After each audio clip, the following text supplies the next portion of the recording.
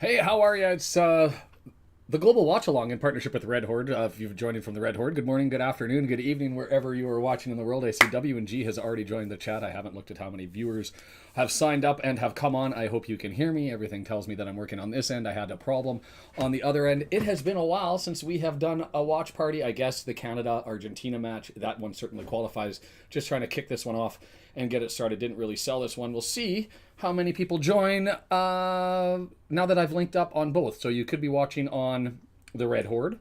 If you are, that's great. You could be watching on, thank you, WNG. You could be watching on the Global Watch Along. I wanted to try and keep them separate, but the reality is I don't think a lot of people knew that I was doing it. So hey, if you've got the subscribers, you reach out and do it, and you figure things all out. So welcome to wherever you are. If you're on one or the other, feel free at the Red Horde, at Global Watch Along on YouTube. Feel free to subscribe and all that sort of stuff. Let's get into it. Big changes for Canada, not a single one for Peru.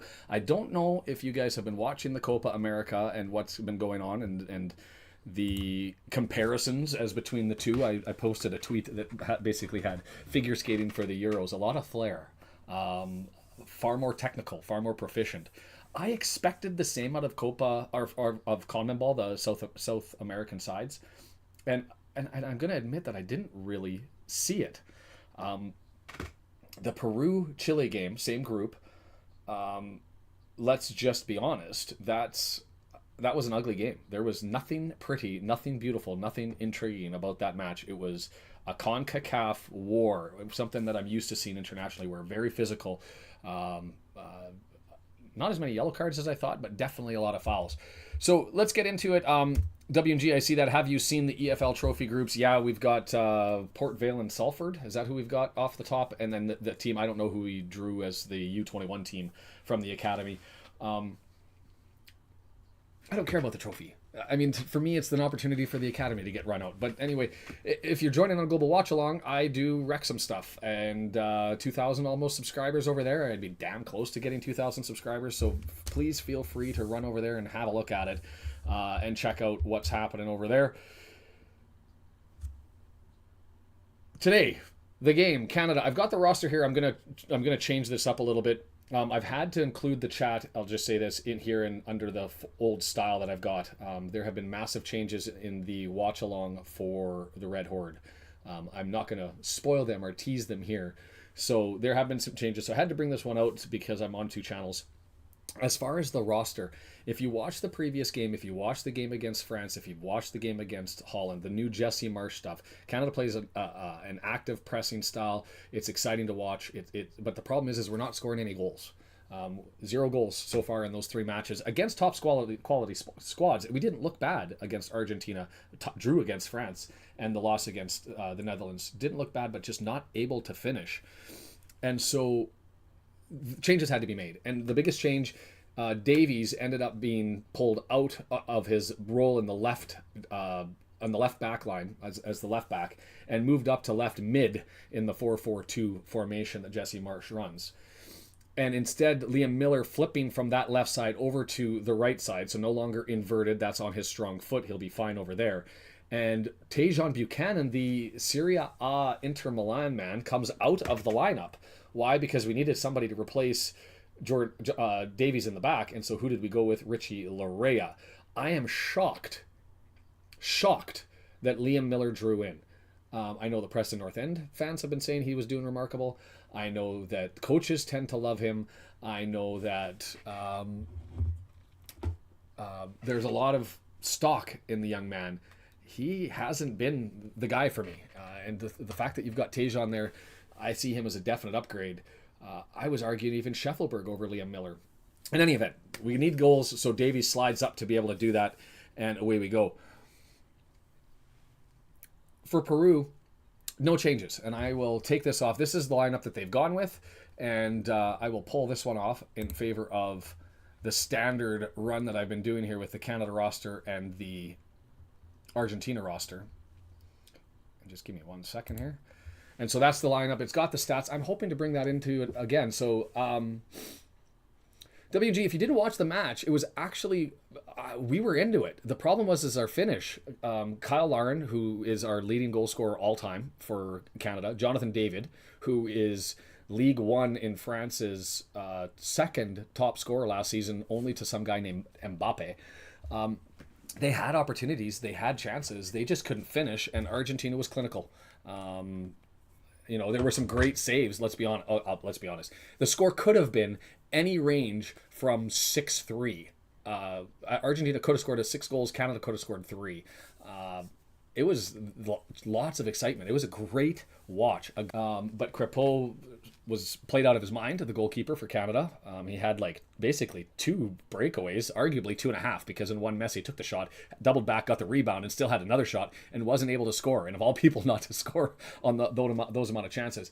But we were into it. It was we definitely had our chances, and it'll be interesting to see this game against Peru, because Peru, despite being a South American style, reminds me of a Central American squad in the way that it plays. Very physical, very in your face, and so it's going to be a fun one to react to. I will say, the other thing, I've got to go with this headset, not the other one. Those ones got stuck in the vacuum cleaner late last night and wasn't able to go and get a replacement. So I'm going to be watching this one, sort of.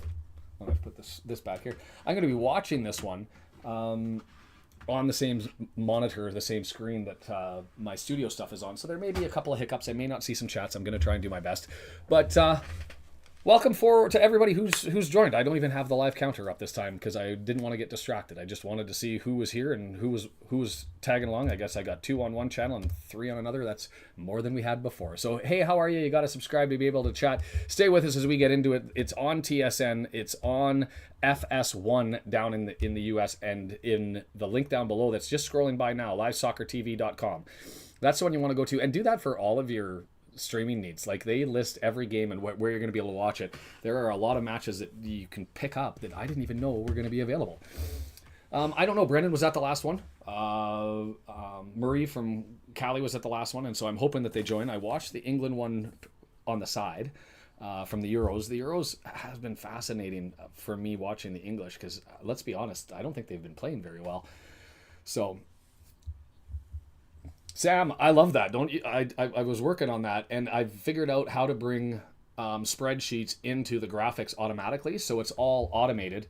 And I will even give you the flash. That is the Canadian roster. Let's bring you the Argentinian roster, or not Argentinian, Peru. And so it's there. Andre Carrero getting his 100th cap today. And so it's something I'm looking forward to doing, including maybe some charts and all that sort of stuff, and we'll figure it out. Do I want to send the spoiler? I have a person who's been doing a complete overhaul on the system for the watch party, and I'm hoping to add a bunch of different features. That's probably the preeminent one, to be fair. The secondary ones are, and W and G for your purposes, you'll have a whole new scoreboard to play with and a whole new display to play with. As to the graphics, we'll see if we can find a way to incorporate these in.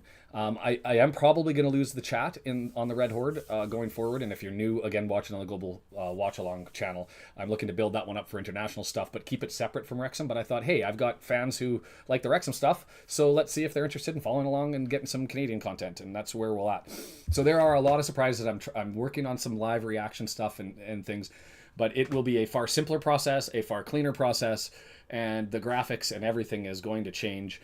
And so it's exciting. That's part of the reason why not a lot of content's been coming out, is because I've been trying to teach myself a whole bunch of OBS skills, and we will get there. As to this game, we are 13 minutes away from kickoff. They're going to be coming out for the anthem and all that sort of stuff. If you've watched any of the games, I mean, you had the Brazil-Costa Rica draw yesterday. Brazil sitting in 6th place in World Cup qualifying, absolutely shocking. Not getting the results this year that you would have thought that they would have got. I'm just going to bring up the numbers Chile and Argentina playing tonight. That's an important game. We are all Argentina fans. If you are on Canada, you need them to beat. Goal differential is going to matter. This is a three-way race to try and finish second. Only the top two go on, and it has to start today. Canada has to score, has to get 3 points. Doesn't have to from this. They have to get at least 3 points from one of the next two games. And I would suggest this is going to be the easier of the two to do it. And that's just based on current output by the teams. It's got to happen today. They've got to find the back of the net, and that's been the problem. We've figured out the back line. That was our biggest problem before. We've got an issue with the midfield, and like Wrexham last season, the problem just continues to move forward. Now, it's with the guys up at the front. If you haven't been following the World Cup qualifying that's been going on right now, and of course it doesn't load up the right one. 5 spots automatic. 6 spots automatic, and the 7th spot is available through playoffs. Chile sitting currently in 8th, Peru sitting in 9th. Haven't won a game out of 6 in the entire run. And so they're going to be asked to do a job. And I don't know if we'll get there. So Brennan, WG, all here. Sam's joined in. Let's see if we add Marie. And if you haven't joined and you're sitting there looking at it, hit the subscribe button, follow along, and take part in this thing. So I'm excited about this one only because Davies and Millar were not looking good on that left-hand side. I think Marsh has thrown in the towel on that option and looked for something else to go with it. I still would have liked Buchanan on the right. And if you guys have any input, I know most of you don't watch the Canadian men's national team. I'm curious to hear it. And I'm also curious just generally what you guys think of the men's national team as it sits right now. And I say that because I think that we've got a quality squad. We just haven't been able to climb the rankings as of yet. And I'm hoping that changes over time, of course. But, and I didn't bring it up. All right, if I did, I deleted it. So let me just bring back my sheet.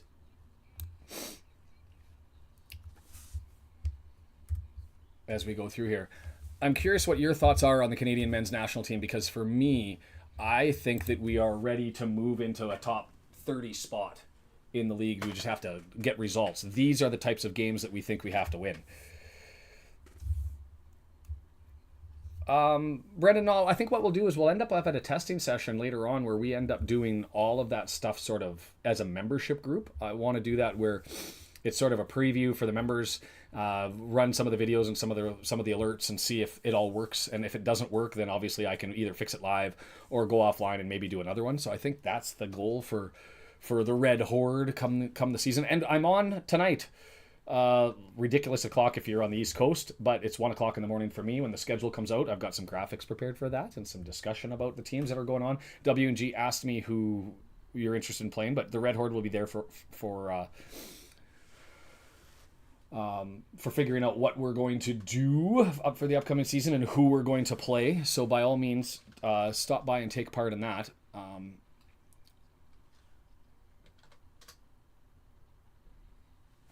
As we prepare for this one. So anyways, going back to my original thoughts. Team Canada, what you guys think, where you think the ranking could be for this squad, recognizing we're a young squad and we've got some talent that's there. Davies, Bundesliga, some team named Bayern Munich that he plays for, very capable. Tejan Buchanan in Serie A. You've got Eustachio, who quietly sort of doing his things in Porto and Portugal. You've got Jonathan David in France, leading League One in scoring other than Mbappe. And so I'm curious as to what your thoughts are. We've got some heavy hitters, and what fascinates me about this one is South American teams very much focused on domestic programming and who their teams are. You go through their team and almost exclusive, well, not almost, more than half are playing in the Peru domestic league. You've got one in Serie A, you've got a couple in Liga MX in Mexico. As far as English connections, you're looking at one Blackburn's Rovers being Yao Grimaldo, who did he draw in? He did draw in the last game for his 8th cap. He's looking for 9. He had 20 minutes off the bench. And then, of course, the intriguing, the only player born outside of South America, they have, or two, I guess, they have Oliver Son, 23 years of age, a Danish player who has signed up for them. So It's going to be interesting to see Peru wearing the white with the red stripe, which means we're in the red. Thank God, because I hate our whites. Nike doing their pajama tops for their kit, so the least we have to wear it, the better.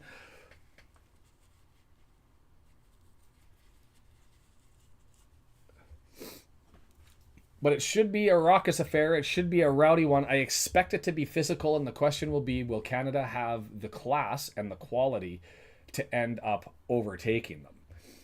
The local pundit Josh is here. How are you? You're not even going to run your own this time. You're going to join the global watch along, and this isn't set up as much as Josh and I have been talking about things a little bit, but it's the panic thing. Given that I was violently ill for 3 weeks, lost 9 pounds, I'm looking svelte.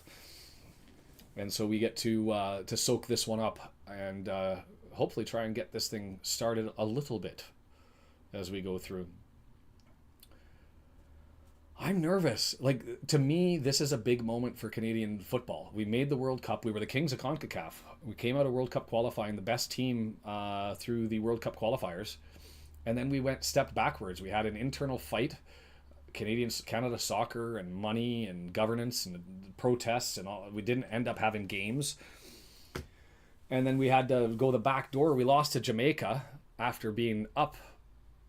They needed to score 3 goals in the second half of the second game of the two legs, and they did to beat us. So we had to go through Trinidad and Tobago to make this one. We won that one relatively easily, and that's how we got here.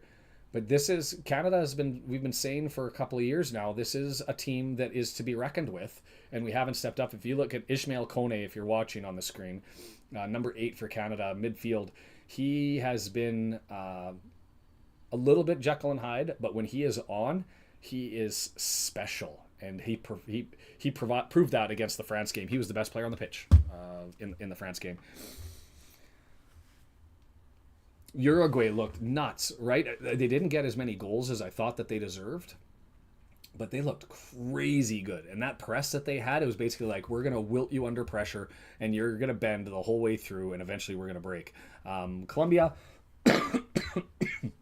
solid. I see a step back from Argentina and Uruguay, but we'll see where they're at. So, Swirly the Glasses is here. I've watched those England games. Look, results matter. And for Canada, results matter. We've been looking great, but not getting results. I want some results. I don't care if this is a physical match and we get pulled into slapshot and it's hockey and we got to fight people. Then let's fight people and get into it. But England's looked like crap, but they're getting enough results to get through.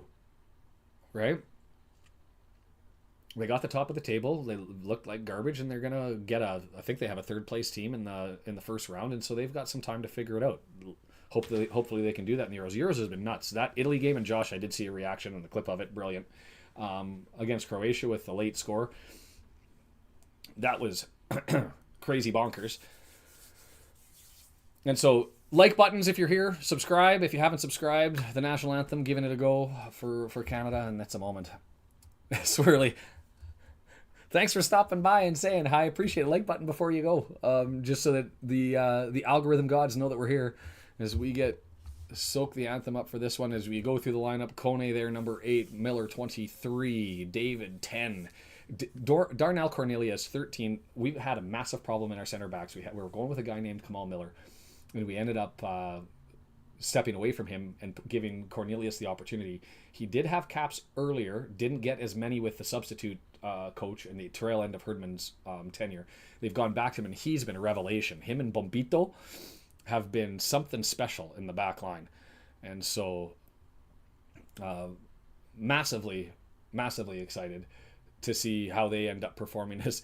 There are some empty seats, despite being just across the border. Well, still a good distance away, but you would have thought that they're in a smaller stadium too. That's shocking. Canada should be doing better than that.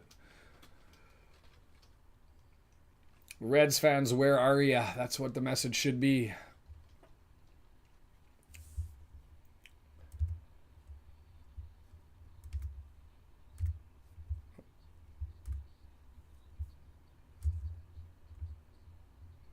So Kansas City has 2 stadiums that they're running, one in Missouri and one in Kansas. And this is the smaller of the stadiums, and they're going to fill it out. The 5-3-2 for Peru The 4-4-2 for Canada. David, Kyle Larin, and Davies, who the last one I kept pronouncing it Davis. The influence of watching a Welsh squad is Jonathan Davies turned into Jonathan Davis, and that's on me. And if I do it again, I'll slap my wrists. I'll beat myself up for it, and it just is what it is. God, I'm nervous. Like, this is a game that matters. The game against Argentina, it was like, I expected a 3-0 scoreline. It ended up being 2-0. We played a lot better than I think 2-0 recognized. It probably should have been 2-1, maybe 3-2. But you had to be happy with the results. This one, enough talk. It's time to walk it. And Canada's got to prove that it's got capacity. We're sitting 50th in FIFA. I think we're a top 30 squad. Let's roll. Of course. W&G. Gonko signed. We're still waiting on more.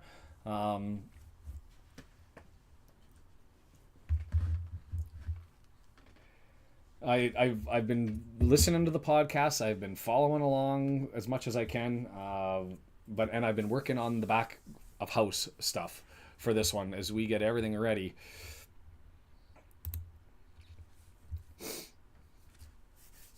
Jonathan Davies, so much pace. The one criticism I've had for him when he puts on the red jersey is he tries to do too much.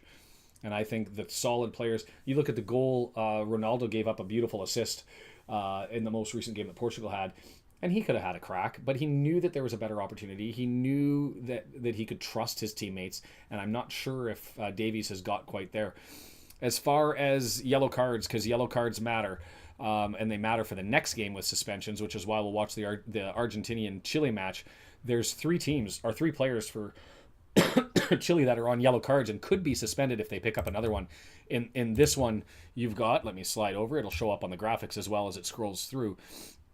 You've got Lopez, Marcos Lopez, who's in the starting lineup for Peru, and for Canada, you've got Kone is one of them, and Cornelius being the other, picked up a late one in the last one. I've heard Real Madrid, and it tends to be Real Madrid, whether that's like the Wrexham tax and they're just doing it to end up selling things. I don't, play for Madrid, play for Bayern Munich. I guess Madrid's a better squad, but nominally so. Bayern had a pretty poor season. The curse of Kane following everybody around. Canada stepping up to the ball. Go and get my scoreboard ready and get this thing underway. Oh, let's go. Oh, they counted down for me. So 3, 2, 1, and go. We're underway, and so no spoilers if you haven't been here before, and if you're not able to watch the screen, Canada going from left to right on it, and Peru from right to left wearing the whites. And there's Cornelius with his first challenge. This is going to be a physical contest. And the referee already saying, no, I like that. Let him play. And that one he says, yes, as a stop of the foot. We are going to get whistles. If you didn't watch the Peru versus Chile game, it was step on tough tackles, people all over the place. Thanks, Pundit. Josh, the nice thing about that whole display thing is it's all automated now. I have a spreadsheet, I type it all in, and boom, everything loads up. And so other than going and just double checking some formatting, it's working, as this will all get a total overhaul here in short order. Bombito, the Colorado Rapids man of the MLS, gets it up to Alistair Johnston. For those of you who follow Scottish soccer, you'd know him. He's used to hard-fought physical battles because he plays for Celtic. So obviously that derby with the Rangers, well known. As to start off with Peru with early control, and I thought that was weak, and the referee's going stand up. Didn't see anything on that one. We'll see how it goes.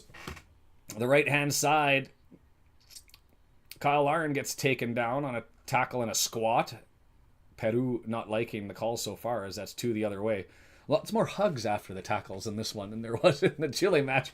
It was more straight battle after that one. Yeah, I just got caught up in the legs. I don't think that one was intentional, actually. I'm curious to see how Liam Miller does on this side, the Preston North End man.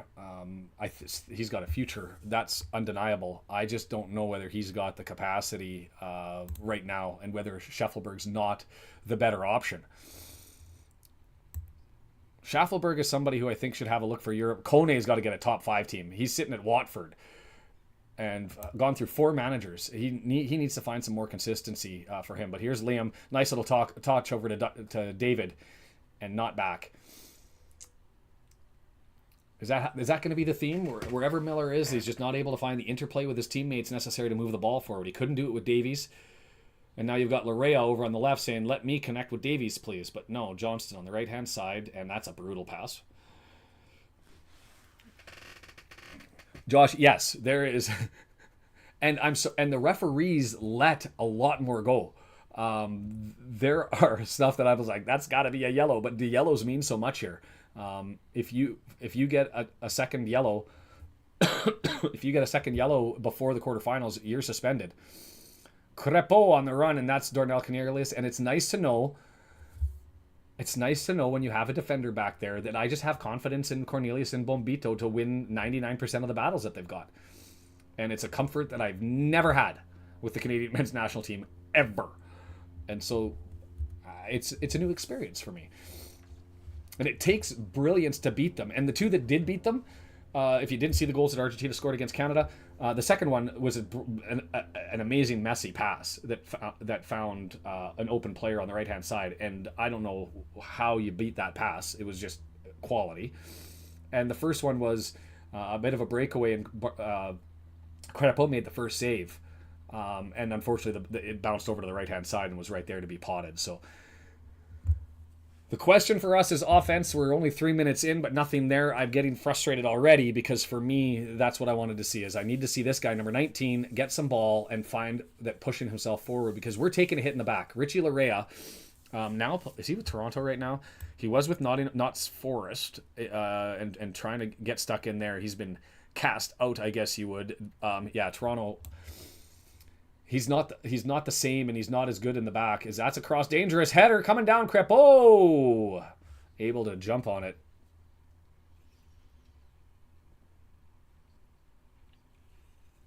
Lapadula, I don't know whether he got held up.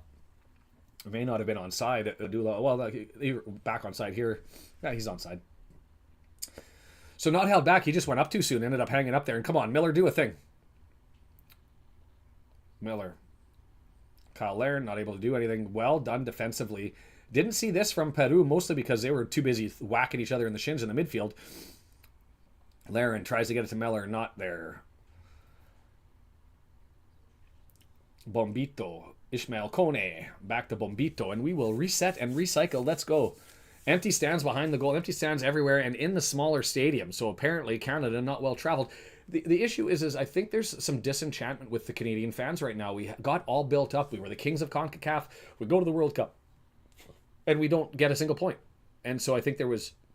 And then immediately after, there's a massive war that happens between Canada Soccer and its men's and women's teams. And now we're back. So Davies, finally, with his first touch in a threatening spot. What can he do? He's just going to go on. See, it's finding a body. He does too much. Trust your team, because now you've put themselves in a dangerous position. Tell me I'm wrong as you watch this one. Davies doesn't do that with Bayern Munich. He trusts his players. He looks for opportunity. He'll drive the line and he'll find them. Here, he's looking to have ball at foot the entire time and score some crazy goals. And he has done it in the past. The goal against Panama during the World Cup qualifying, where he saved it and scored single-handedly, basically ran like 70 yards, was nuts.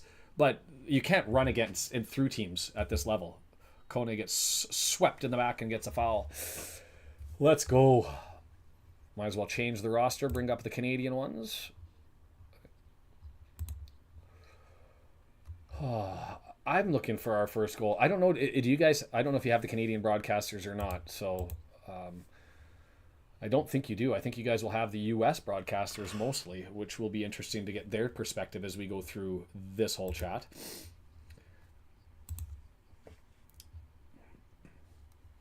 Bum, bum, ba. The drama. Forgot all about that. I set that up for this one because I hadn't had it in the last one.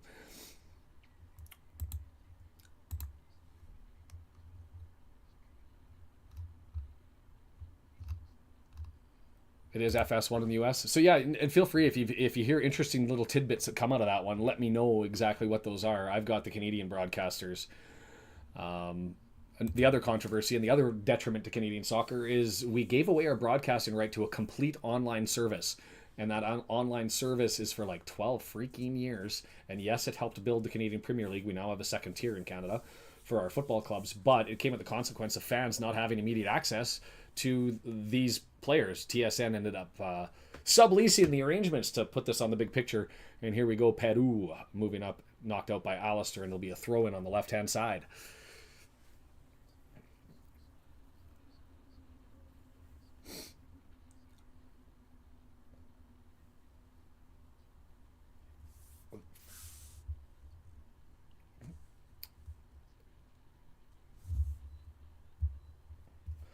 This is far more physical than the Argentina game. This, if you've been a fan of Concacaf football, this is Honduras, Panama, Costa Rica, that whole Nicaragua, that whole Central American squads. They give up a little bit on the skills side, but they play exceptionally physical and they play a solid team game because they're all together. Peru, by having more than half playing in the same league, they look to be a solid team. That's a dive.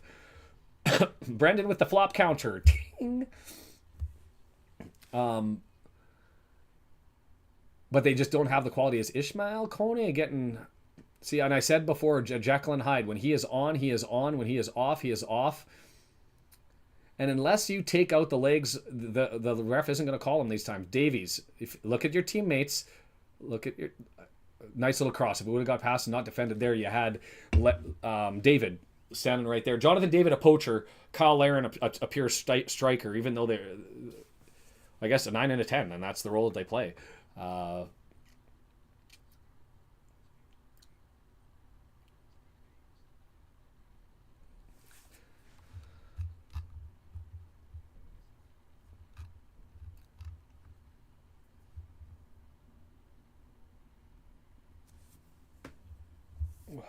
Interesting. 19th appearance for Maxime Crepeau, and he is someone who was behind our regular goalkeeper Borjan for years. He's 30, and I thought they were going to go with Dane St. Clair or maybe even McGill, but he's been impressive. That's not a foul based on the current stats, but that was a bit of a flop to try and draw it, and they've been letting those go. Two center backs back. Larea's got to come back and support, and he's a little bit slow. I just don't trust this left-hand side. Their right is our weak spot.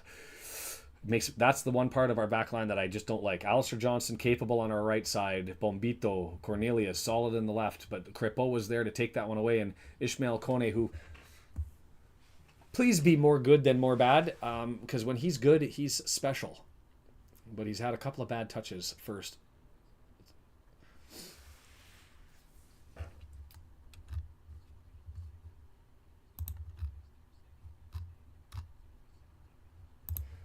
That one was a shocker to me. Absolutely. The Brazil Costa Rica match. Brazil deserved to score. They just couldn't score. I think they had 80% possession at one point in time. But that's Costa Rica is defensive and they're physical and they just get into it. My video quality looks 720.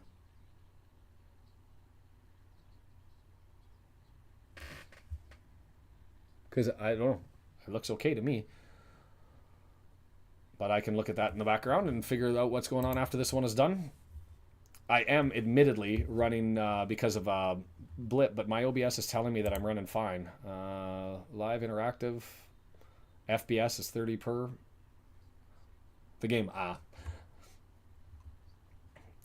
don't think I'd be 4K, but I was hoping to be 1080. And it's nice to see you, Kim. It's been a while. I hope the summer's been going for you and you haven't been dealing with the same garbage that I've been dealing with as far as illness and otherwise, but it's been a thing.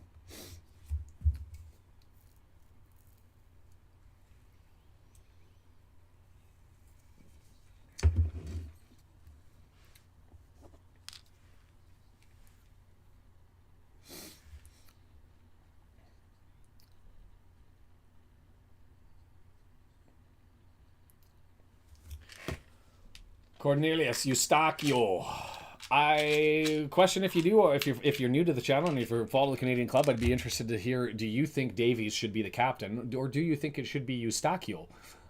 Because for me, I think Eustachio's the better man, although the news reports are certainly that Davies is the guy. I just don't like Davies' style when he plays for the national squad. It's very selfish, and I get it. You're the man. You've been there. It's exactly the word that I've been saying to my lovely, amazing English wife. is that England has looked like garbage. And as I said before, they are getting results. They are getting results. RKO, how are ya? It's a pleasure, and I'm loving that everybody's creeping into this one. Another one while you're here is, if you wouldn't mind at some point in time, going over to @GlobalWatchAlong on YouTube. Maybe I should put that one in the chat, but going over there and hitting the subscribe button, just give that one a little bit of a boost. As I'd like to at some point get the international games all over there, and keep the Red Horde just Wrexham only.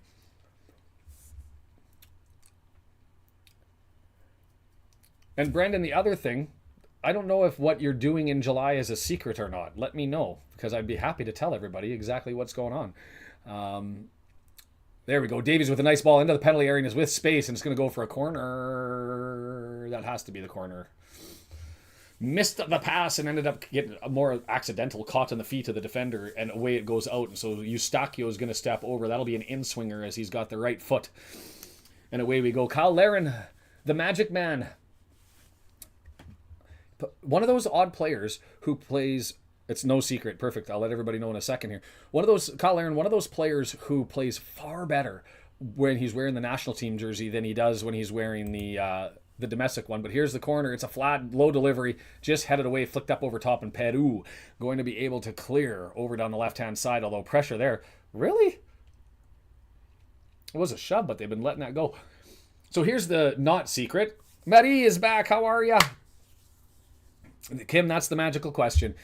For those of you who do not know, obviously, Wrexham coming to Vancouver, got the pint going on, got the Welsh Societies going on, bought 2 tickets, sitting right behind the Wrexham bench as you're watching, will just be if from the camera angle to the right. To the left if you're facing, to the right, to the left from the stadium, to the right of the Wrexham bench if you're staring at the Wrexham bench. And we will be right there, front row, and when I say we, I say Brendan and I. Brendan going to be flying in. Staying at the suite that we've got in the building here, and we're gonna soak up a whole bunch of beer and anthem creation and an outfit perhaps, and put on a show. So I am absolutely stoked that Brendan's gonna be here for that one, all the way from Massachusetts in for the weekend, as well as a whole host of other people. I don't even want to get into it, but that pint should be a lot of fun. It sounds like we're going to have at least 150, 200, and it may end up being full. And if we have 500 people in there all singing Wrexham stuff before the game, that would be an absolute freaking dream. And I'm looking forward to it. So come to Vancouver if you get the chance. But yes, while we await for Canada to figure out, can we score? God, it's so depressing to be like, that's the issue with us. We look good, but we never get results. England looks like shit, but they get results.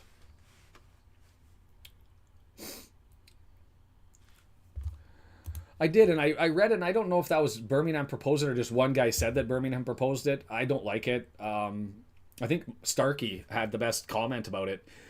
He said, we signed up to be a part of the Wrexham journey. It wasn't Wrexham that signed up for us, right? And so, at the same time, it's Birmingham's home game. If they want to give up their home game and they can find a club that wants to do it, I don't know why the league steps in and says that's not fair, unless the team that wants to go over says, no, we'd rather stay home because we don't want the issue with traveling and the problems and all that sort of stuff. But what if the fixtures came out and said game 5,000 is going to be in San Francisco? Okay, Josh would be really happy.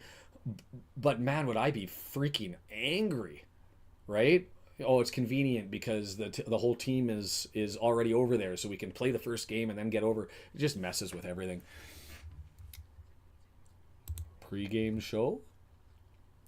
Are you talking about at the actual event?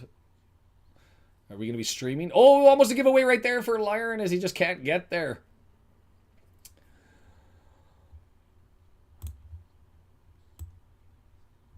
Ugh. Kyle Larin, currently the top goal scorer all time for men's soccer. 69. This is his 70th cap today. He's got 29 goals, but being caught by Jonathan David, and there's a foot coming in.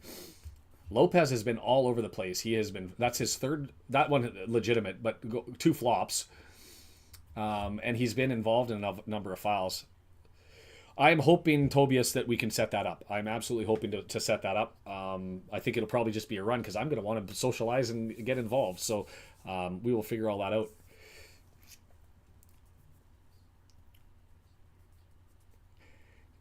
Proposed. Oh, you're talking. They apparently it's reported that Birmingham City asked to play Wrexham over in North America somewhere, and the EFL said no. I'm hoping they said no because Wrexham said no, thank you. But oh yeah, and Brendan's also going to be doing the pre-shows with me, and so we're going to tag team that. Also, probably joining in the halftime, just adding a little bit of added flavor to the whole thing as we're. Oh, and I'm behind on my timer here. Oh no, I'm not. I'm bang on. Now I know what the delay is as I'm watching too many screens and outside of my normal setup. Not a lot of magic as we got a free kick. Lopez is everywhere. Left footer. He's probably going to take that. No, he's going to leave it behind. So it'll be a right footer. I thought that they'd be going more with the swing into the wall and into the mess of people, but they decided to pitch it off the left.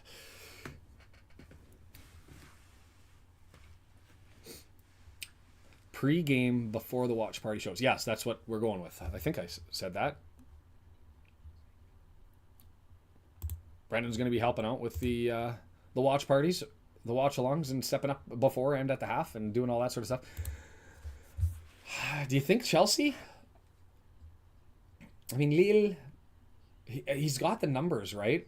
And it's fascinating to me when I watch him in a Lille jersey. He looks exceptional when he wears the Canadian. Unlike Kyle Larin, who plays out of his mind and well above how he's playing with the club, David just hasn't really found the same magic in the Canadian jersey. Kyle Larin up there, nothing on the counterattack and just pushing forward.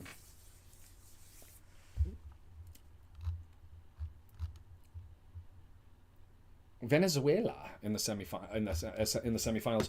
I'd want to go back to the Copa America because is Venezuela in Group B?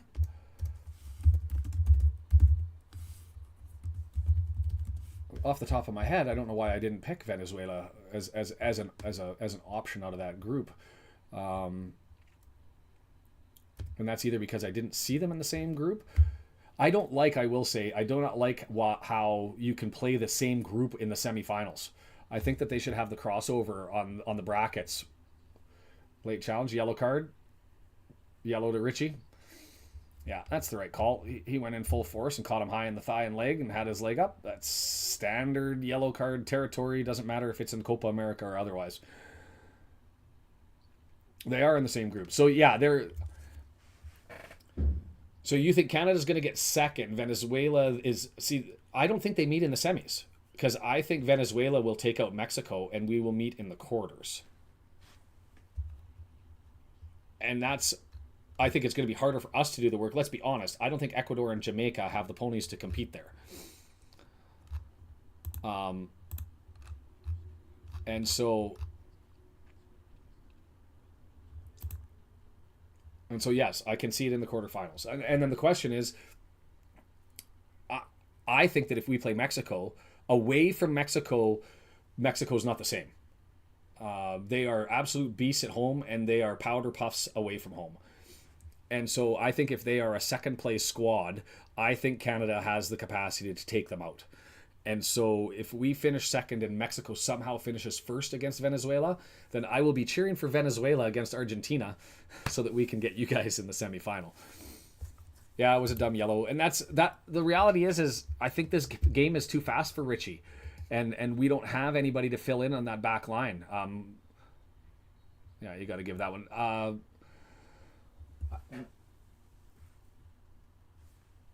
Kamal Miller's going to be too slow.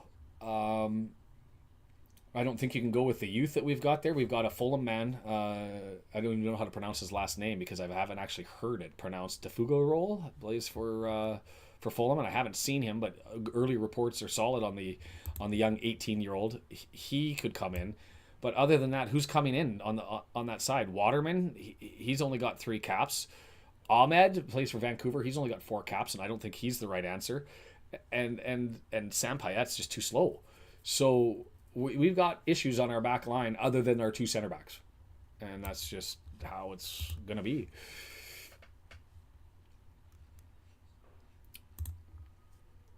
Yes, they propose. Apparently, the report is that Birmingham owners have asked the EFL if they could play Wrexham for their home game in North America. And they didn't specifically say the US, but let's be honest, if it was going to happen with an American owner there, Tom Brady being a part of that conglomerate in Birmingham, that's where it would have been. And they said, and the EFL said no. And we don't know what our owner said about it, but the EFL said no.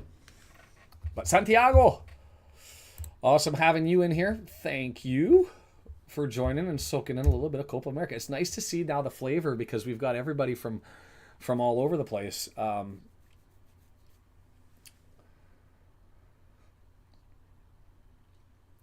Richie with at least a solid play there. 22 minutes. It was, and it should have been. I mean, other than putting two fingers in the air, what else? How they couldn't be more blunt. Kone just getting beat, and now he's got the hands out in desperation. Rare, he's been so solid all the way through, and this one, Kone just not able to defend, and instead it's David coming all the way back as we can go on the counter. Eustachio on his left trying to catch caught up. Bad pass, couldn't get it to Millar, and we turn around the other way. Bugger me. I thought this was going to be a game where Canada could shine, and I'm not enjoying this at the moment. Just not enjoying it at the moment.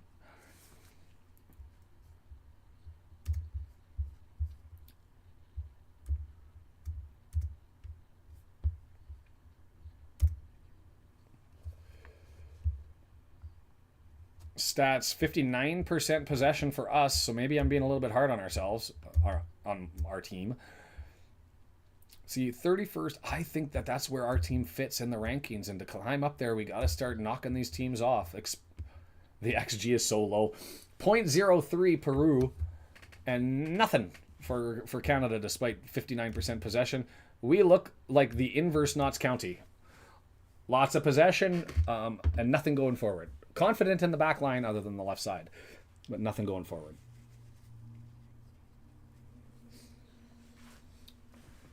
Throw in left-hand side. Peru, Liam Miller able to get that and can't nick it. And Peru continuing to look forward. Kyle Larin pushing forward. The high press not really in play as it was and so visible against the Argentina match. We decided to go after them. And to be fair, against Holland and France, we did the same. This one, there's a lot more layback, and I don't know if that's a strategy thing. I don't know if that's the searing heat in Kansas.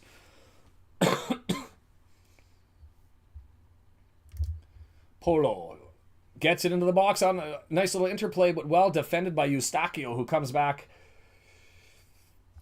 Gonna be a corner, but he's the best player we got. I'm sorry, Jonathan Davies. Love you, and you're all talent, but Eustachio is just next level, man. The Porto man does his thing. Try not to yell too much. Did you join after I ended up saying that I think we could beat Mexico? I didn't think that Mexico looked too solid in their first match either, to be fair. Really, other than Argentina, Colombia, Venezuela, Uruguay. Those four teams put them maybe up a little bit higher. Everybody else has questions coming out of the first round of matches. And those questions persist to 25 minutes. Peru not able to do anything. Canada not able to do anything. This game is screaming 0-0 all the way through. I hope that's not the case. I want us to score. I want us to get 3 points so we can go into the Chile match and just require a draw to advance. Please. Please. And I'm assuming Argentina is going to win both.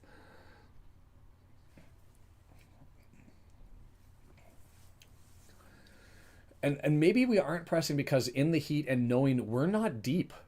Like, when you look at who's going to be coming in to replace players, yes, you've got Tajon Buchanan, you've got Schaffelberg, you've got Russell Rowe who can come up front.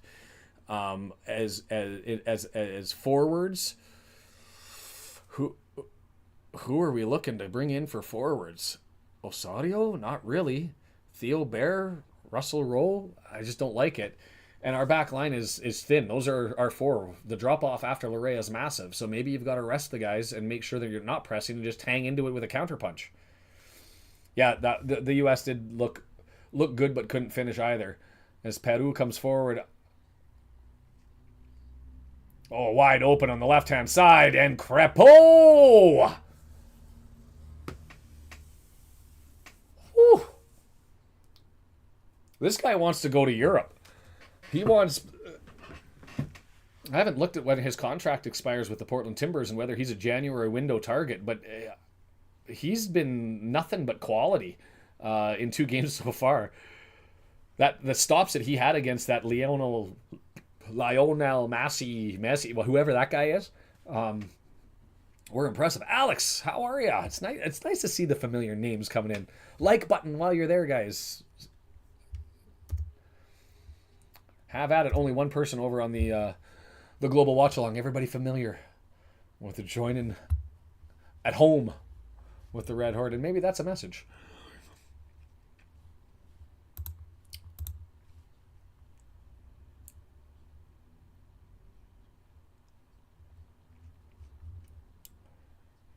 Yeah, I didn't watch, to be fair, the entirety of the second half. I watched the first half, and then I kind of just had it playing in the background, and so a cooling break. 28th minute as everybody goes over, and we'll be needing these spells.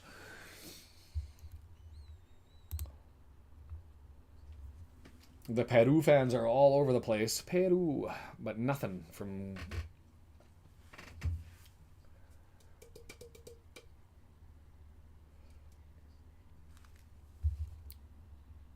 So between the two of us then, RKO, we've got a pretty decent snapshot. I'll tell you, the first goal, they came out like gangbusters, and I thought, oh, they're going to run Bolivia into the absolute ground. It didn't really happen. And while we got the break, maybe I'll go back and swap over the Peru players and have them tick over. Oh, wrong one.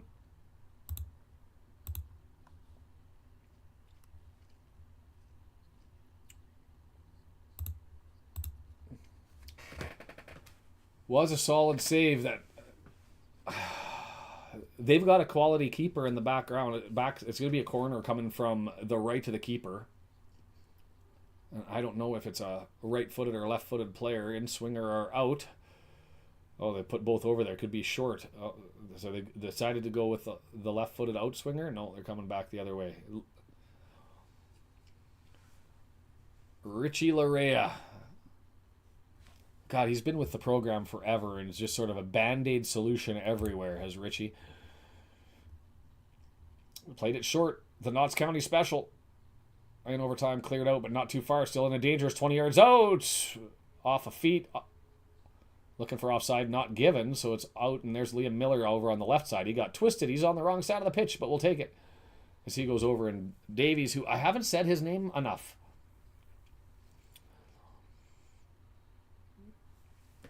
Stepped on David. Go the other way.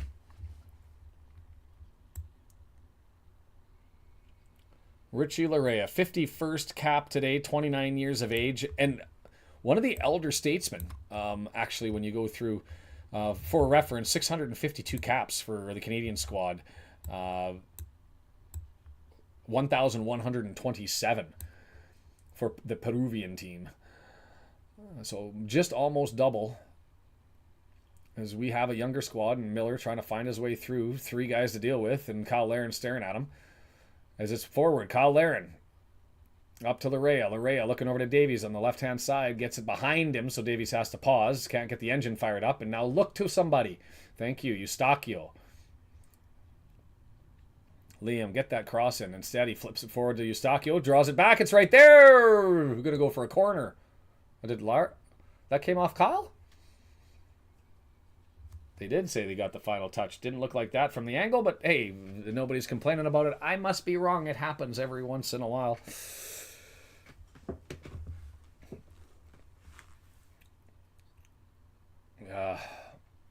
Tried to drag it over. No luck.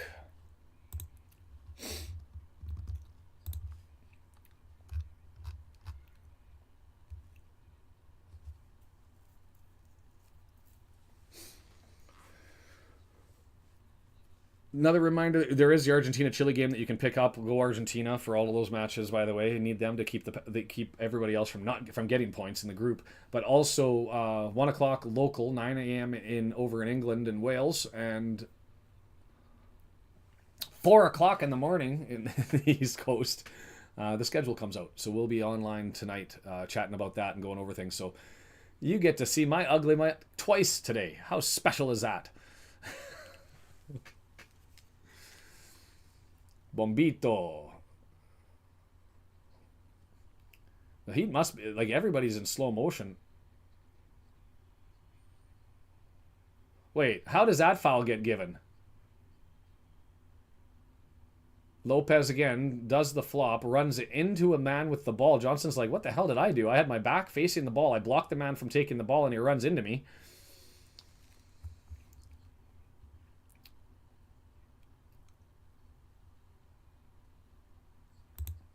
On the flyer possibility, Ayo Akinola.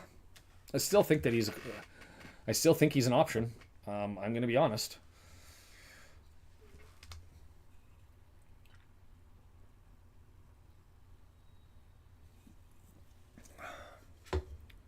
This is where the soccer gods screw you. It's a foul that I don't think should have happened. In swinger right there. Flag up.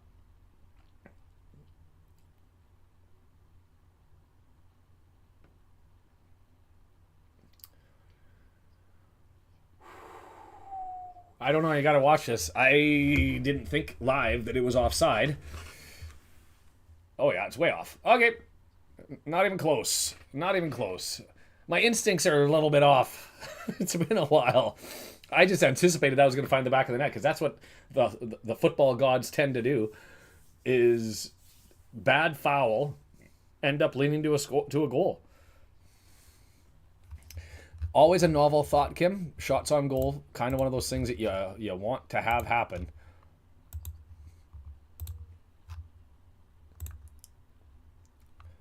Yeah, got to bang the rust out before the season starts.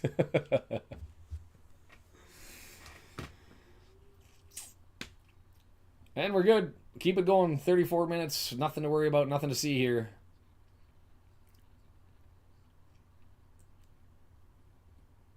Here's the other big question. 2026 World Cup.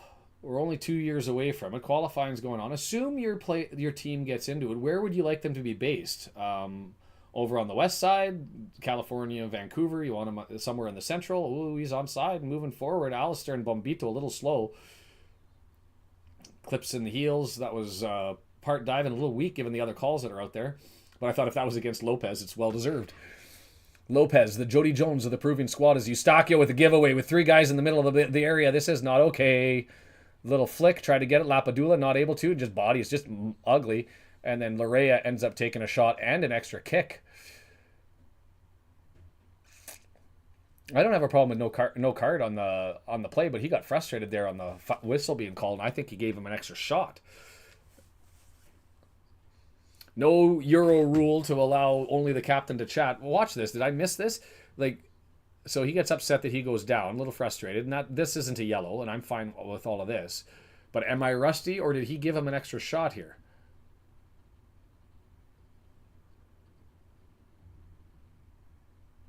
Right? It wasn't that bad. It's just a gentle little nudge on the back. Larea milking it, made contact, but it wasn't as grotesque as I wouldn't be a good referee. That's what I've just found. I need the replays to find out how bad it is. I guess the rule always is, unless it's clear, you don't give. Crepeau gets us underway.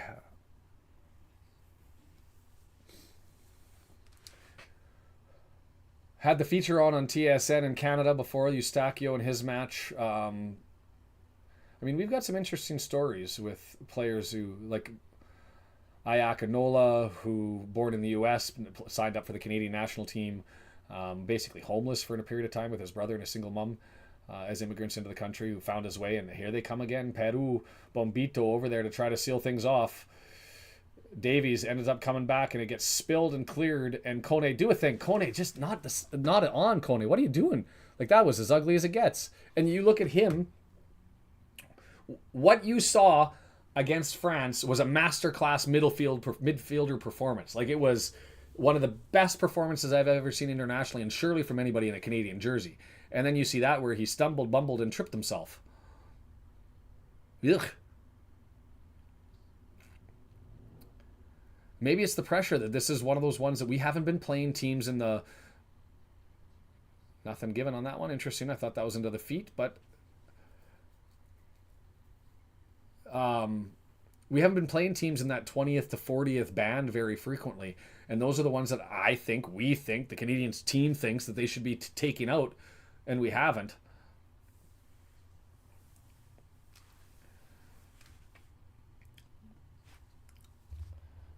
Right, Marie? I wasn't making it up. We played quite well in that last one. Canada using its flop game. God. Are they nervous because I'm nervous? Like, is that how this is working and equating? We just can't figure it out. I haven't checked the stats in a while. Let me do that while we're waiting for Crepeau to get us underway. Is to the 51-49, so we're back to equal. Expected goals 0.38, surprisingly lower than I would have expected. Canada up to 0.19, when really the shots, by the way, I haven't updated those. 4-1 for Peru. Davies, opportunity, but trying to do it all himself. Like, if you are a defender taking on Davies in a Canadian team jersey, you're just saying whenever he has the ball, run three guys at him, because he's not looking to find an open man. And then we give it away.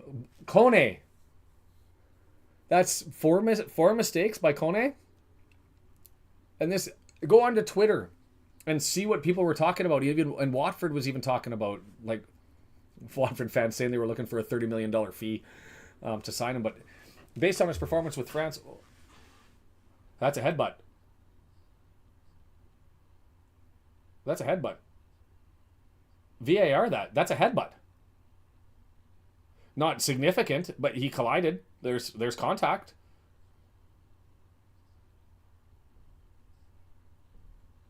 That's a headbutt. That's a red. You're gone.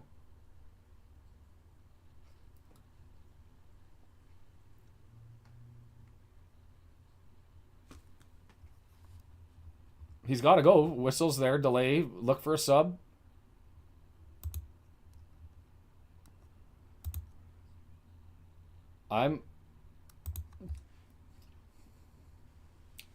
Eustachio's not wearing the armband, so that's interesting that he's pulled him out. They've got to be.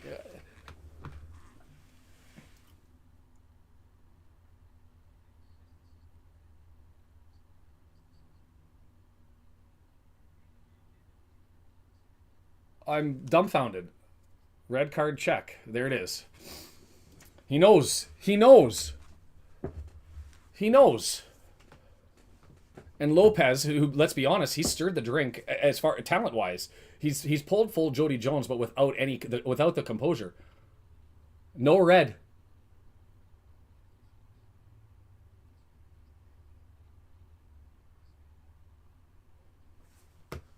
Am I on something? What the hell's going on here?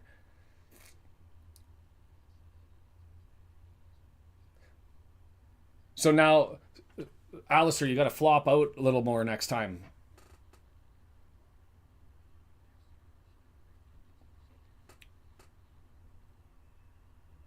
Crepeau taking as much time as he can to try and get it underway. They've made their decision, and I guess that's that. Farfanugan.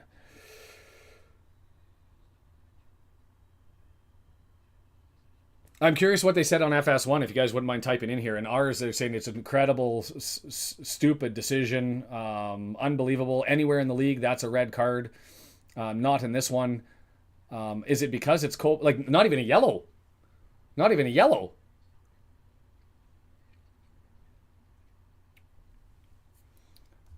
Well, that's just it. Is it the outcome that you want? I mean, we're trying to protect from head injuries, and that's a headbutt. And did you say that Alistair Johnston went forward and tried to connect it as well, and so it was mutual? So what are you going to do? No, I saw that as one way. Tell me that I'm wrong. Peru getting a bonus. Where's the referee from?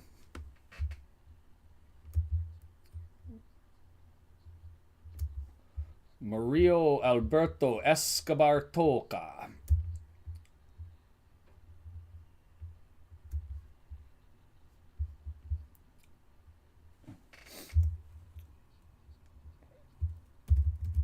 I'm trying to look this up here. If my computer will do its thing, I'm gobsmacked. Miller with a bad foul there.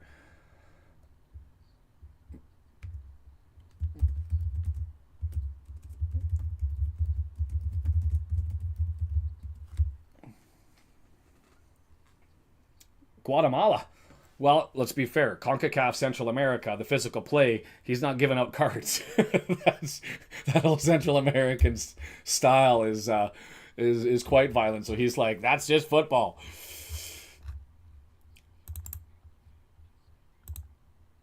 Lopez looking to take it.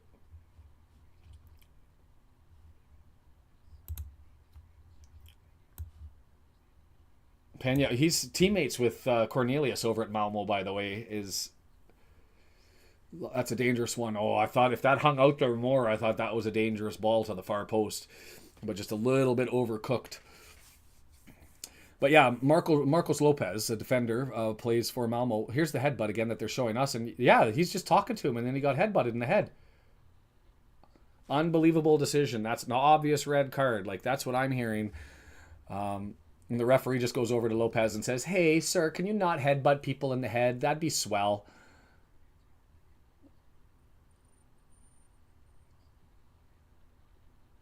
I mean, stupid decision, but that's what the decision should have been. And when I say foolish decision by Lopez to stick it out there. The Guatemalan referee says, "No thanks." Yeah. Grabbed over. He would have been straight dummied to the back of the head. That was a bad play of the ball. And here comes Lapadula over. Flicks it over to the right-hand side. Cornelius Darnell goes back and collects it. And Larea moves over and not able to get it. Lapadula over top of the net and out. Could have been offside again. Lapadula's been struggling with that, to be fair. Any of the threats that they've had have come back. And maybe that's why the XG is so low. Is because the opportunities that they've had that have been threatening have all come back.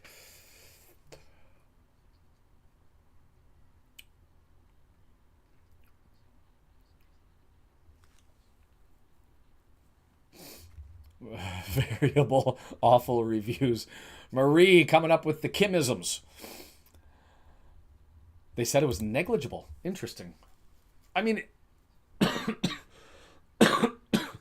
It wasn't violent, but at the same time, a headbutt's a headbutt. Another free kick, Cornelius, and it's going to be 4 minutes of added time. A pretty uneventful half, other than the mistaken call and a couple of offsides. One of them relatively obvious and took away a goal. Canada, though, like to Kim's point earlier on, would like to get a shot on goal. Not able to do that. Shots are sitting at 4-1 still. Passes are equal. Fouls committed are near equal, 8-6. They've had 2 shots on target. We've had, out of their 4, we've had 1 shot total. But we've missed, they qualified one of those as a big chance. I don't know if that's the Kyle Laren chance. Did I miss something else that constitutes a big chance? Yeah, international football, and especially in the Americas. Lapadula missing every opportunity he gets. He's been sniffing around, though.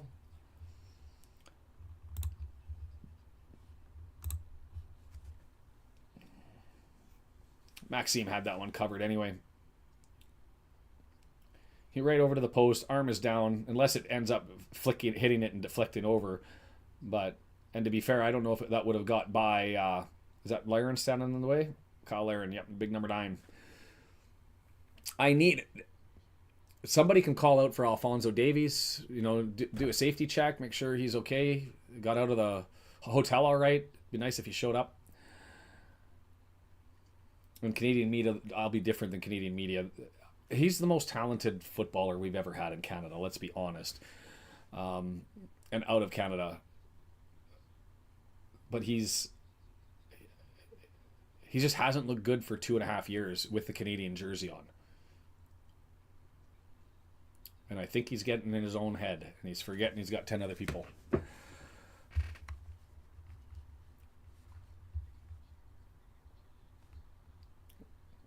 Well out. Jesse Marsh gets it. Going to be re-quicked, and Kone flicked on. Framed up, run through. The Guatemalan official not giving those calls and won't all the way through. So there's no point framing up and trying to defend. Kone leaves it, gets swept. I don't think he would have been able to make the spin and play on the ball, but I do think he got swept there. I think he let it go and had too much pace to do anything. Like, even touching this and letting it roll over, I don't know what he was going to do from that point in time in any event, but it was a foul. Jesse Marsh, the American, Leeds United. No press because of the heat, and maybe to preserve everybody. Eustachio, please, right-footed. Get it into the group. But Davies likes to try and pound these so that he can get the highlight. Eustachio's got to be more assertive.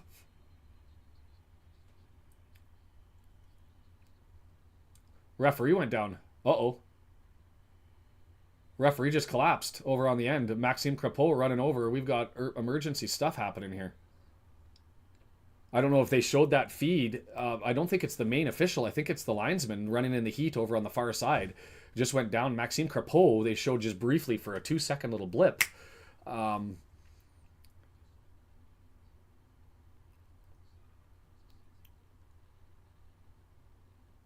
Yeah, that's the lino. Just completely collapsed.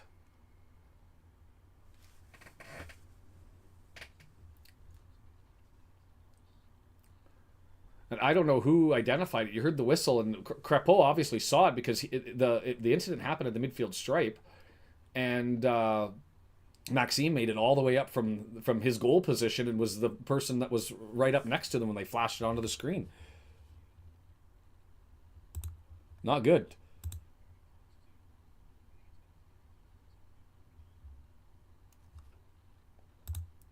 So Kim saw that.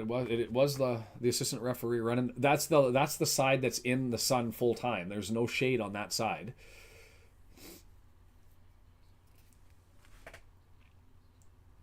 God, that's not good. You just hope it's dehydration and not led to something else that was a consequence of the dehydration. Get the substitute referee and official back in.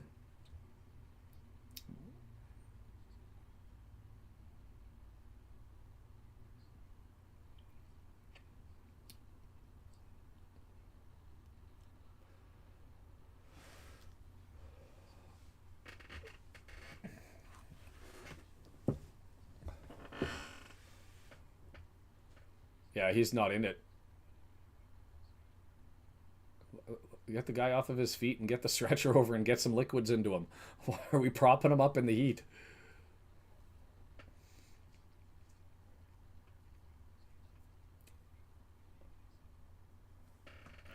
Just going through the stats, if you're not following along on the FOTMob, but 0.45, and it was the Kyle Larin one that they say was the only big chance that happened in the half. I didn't think that chance was that big. I mean, it was to the right side of the goal. He tried to get a right heel flick on it, and it went straight out.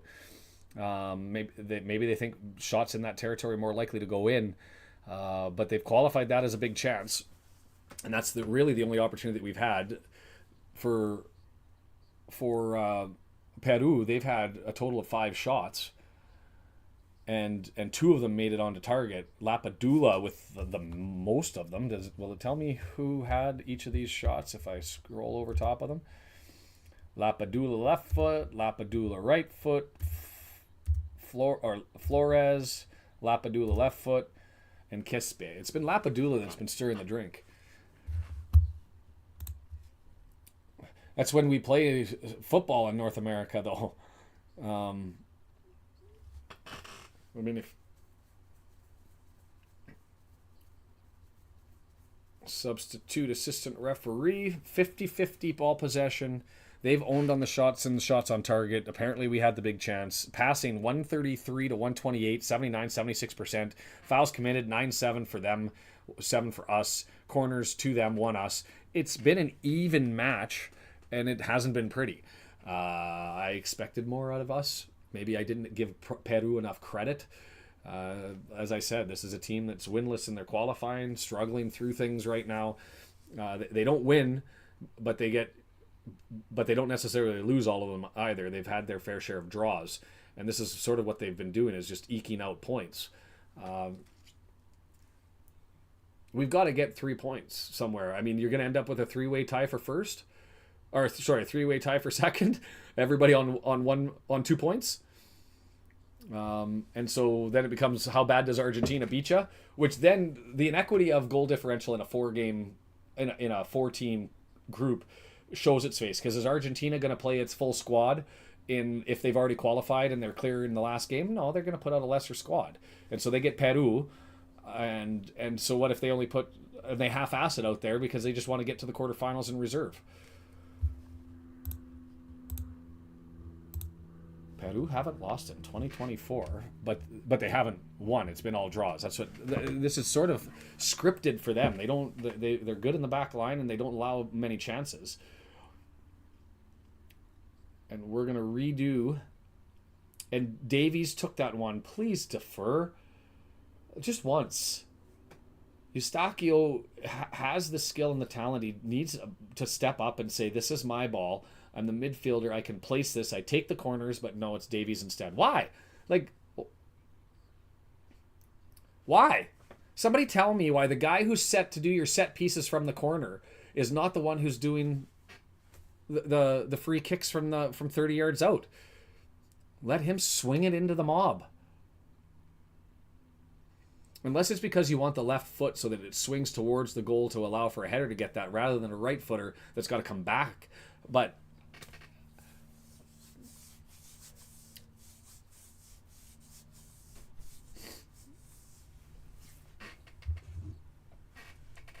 I'm curious to go to Twitter, and I'm going to do that now. I don't normally do this, to find out what Twitter says about Lopez and the red. We'll see. We're well over the 4 minutes here, obviously because of the delay with the referee. TSN, how did he not get a red card? That was an insane decision. What a terrible call. That's an absolute red for Lopez. He's a clown. The fact that VAR didn't give one is embarrassing. Lopez is lucky. Officiating, ridiculous. How is that not a red? The Copa America is shit. How is that not a red? So pretty consistent.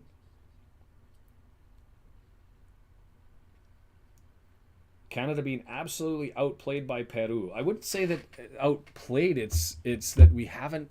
Our final third has just been atrocious, and I think that's the issue.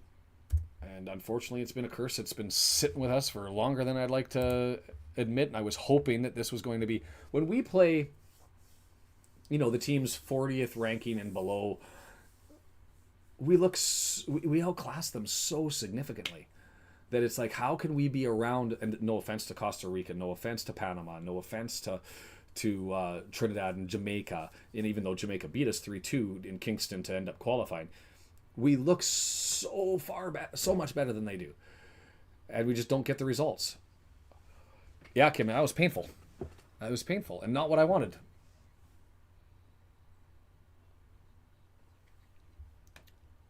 Not what I wanted at all. So I'm going to hit the stop button on this one and clue this up. I don't even know what to say. A couple of reminders for you. And maybe another thing, if I haven't told you guys before. I'm going to have a sponsor for the Red Horde so that no advertisements are going to be necessary during the watch parties, which is a nice little touch. So excited to tell and release who that's all about in due time and on the day, and that's exciting. So those of you who are annoyed with the advertising pops up, don't have to worry about it. That's some cash in the pocket, so I'll be able to get the graphics card. I'll be able to do some of the things that I want to do. So that's exciting. We're on for the and how many people do I have? I've got, how many people are on the Most of you sitting there watching on the Red Horde. So while you're here, if you have any want to talk Wrexham over the half, we can do that too, because this game's been so garbage. Murder. I don't. Marsh, I think, is more complimentary than he is critical. That's just sort of the character that I see of him. And so I think he's going to be talking about how we're in it and we're dealing with the heat and you guys can find the way. What makes me nervous is, even though I thought we had a better top end to Peru as far as our players, but worse depth. I think they've got some substitutes that come in that will give them the same quality. And so if that's accurate and that's the case, I'm nervous that if we don't score in the first 15, 20 minutes going into the second half, I don't know if we'll find one. Because you go through where we get our goals from, it's Laren and it's David. You look at our other forwards, I was like, those numbers don't add up, and that's because I was looking at Peru.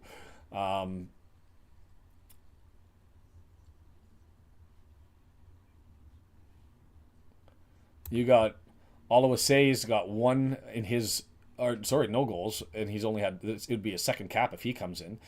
Tajon Buchanan, maybe he's got 4 goals and 39 caps, so not there. Jacob Schaffelberg, maybe, to be fair, the only person, he's got 2 goals in 11, but he's looked good. He comes in and he puts in work.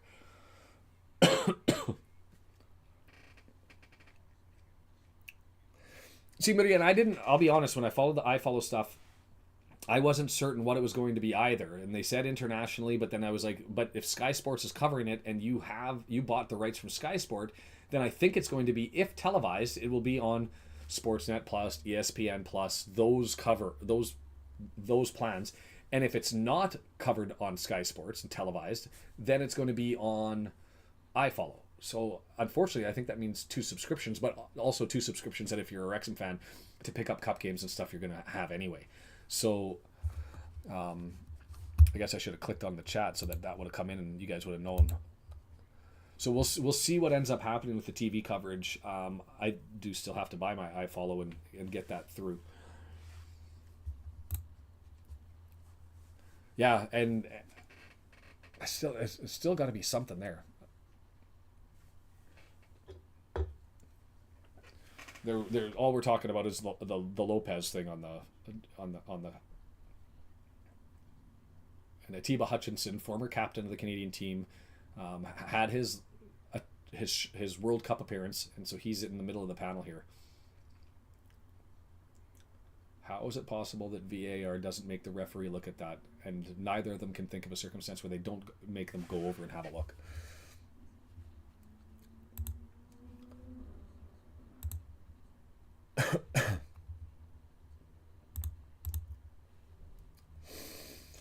I'm just listening, soaking this up and trying to watch it.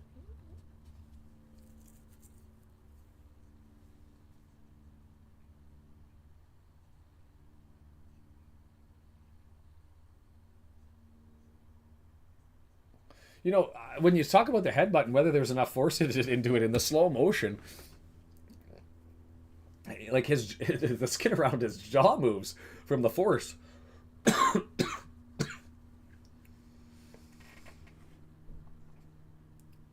Yeah, it is what it is. Got to overcome, and let's be honest, 11v11, I still wanted more out of it, and we're just not getting it.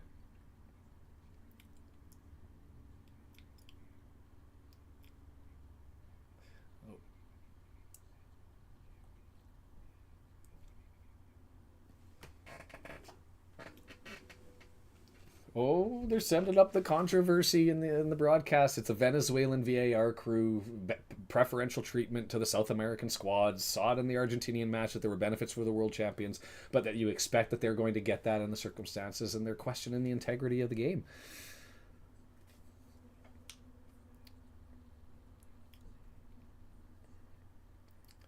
Fascinating.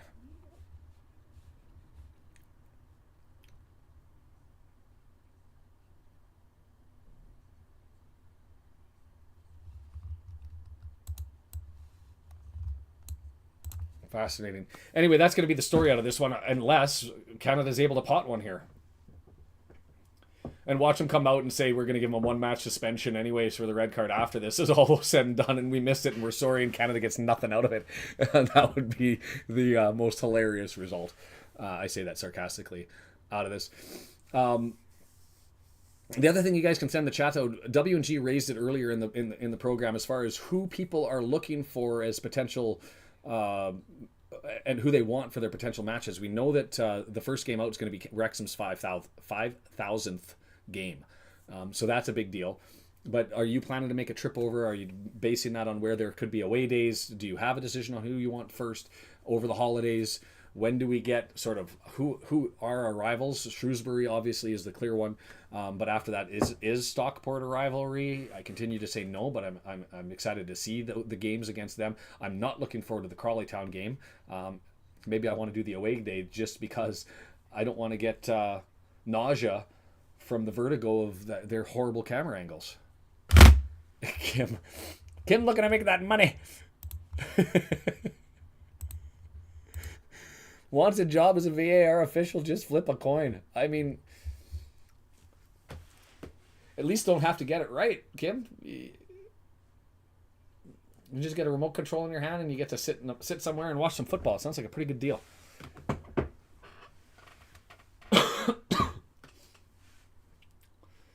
So we'll see. And I'm interested, other than Lapadula, who do they end up having on the bench that could come forward for, scoring goals and giving us some magic off the back. Lapadula plays in Serie A for Cagliari. This is only 35th cap. He's only got 9 goals. But you look at the other forwards. Guerrero's out there. He's their leading scorer with 39 out of 120 caps. But they still have available elder statesman Andre Carrillo, who's got 11 goals and 99. And then they've got... I guess he's on the pitch already. So not a lot of, maybe I take it back, not a lot of support as far as goal scoring from the Peru forward. So this is just screaming 0-0. Variable arbitrary rules. So Argentina hoping they beat Chile 3-0.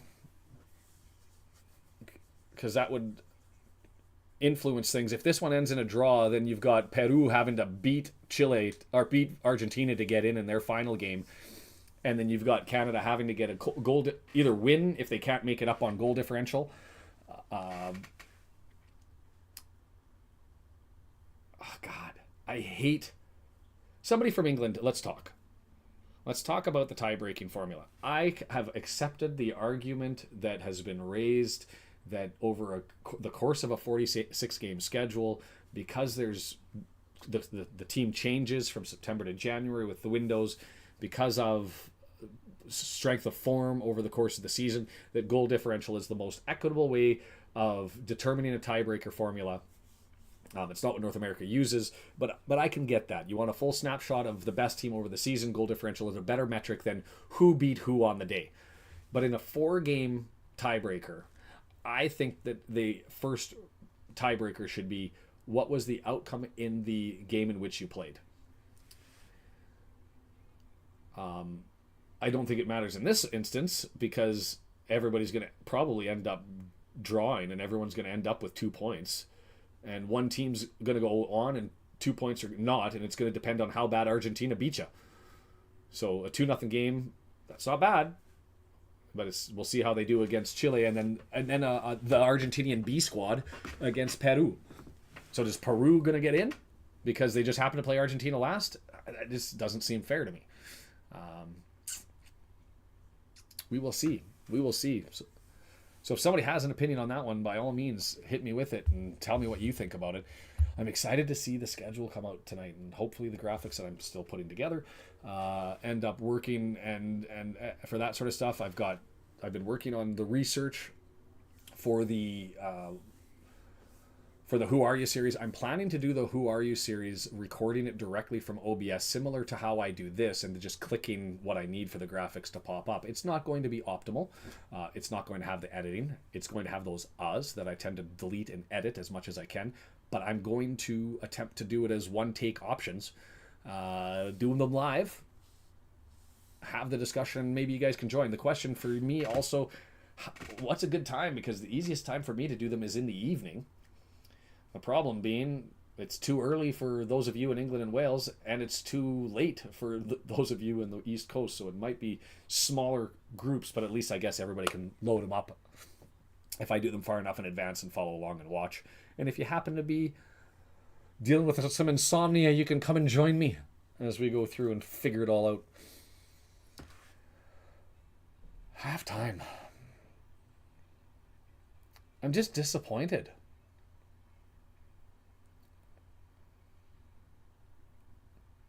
And I'm disappointed because the quality's not there. It's a different sensation than with Wrexham, because you, even when there's been a bad half, you still expect at that level Wrexham has the capacity to turn it on, figure it out, and do something. The Canadian squad just hasn't figured out what the bleep to do up front. And the press maybe not there because of the heat, so that takes away part of what Canada's tactics are. The lack of depth hurting us because we can't run our guys into the ground and just bring out lots of subs. So what do you do? Part of the problem, I will say, I don't think Liam Miller is the guy. I think it's Schaffelberg. But we'll see that in the second half, and you guys can tell me if you agree when he replaces Miller on the right side. And so the question is, is it Jonathan Davies trying to do too much, and not trusting the team and being willing to and capable of sharing things a little bit? Speaking of the heat, I need some liquid.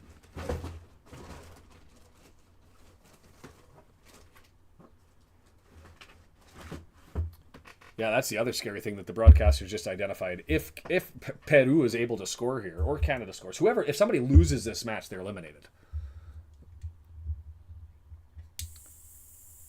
Eliminated, because that would be 4 points. They'd have to beat Argentina, and even with Argentina, they'd be on 4. I guess there's a way to get in on goal differential, but essentially you're out.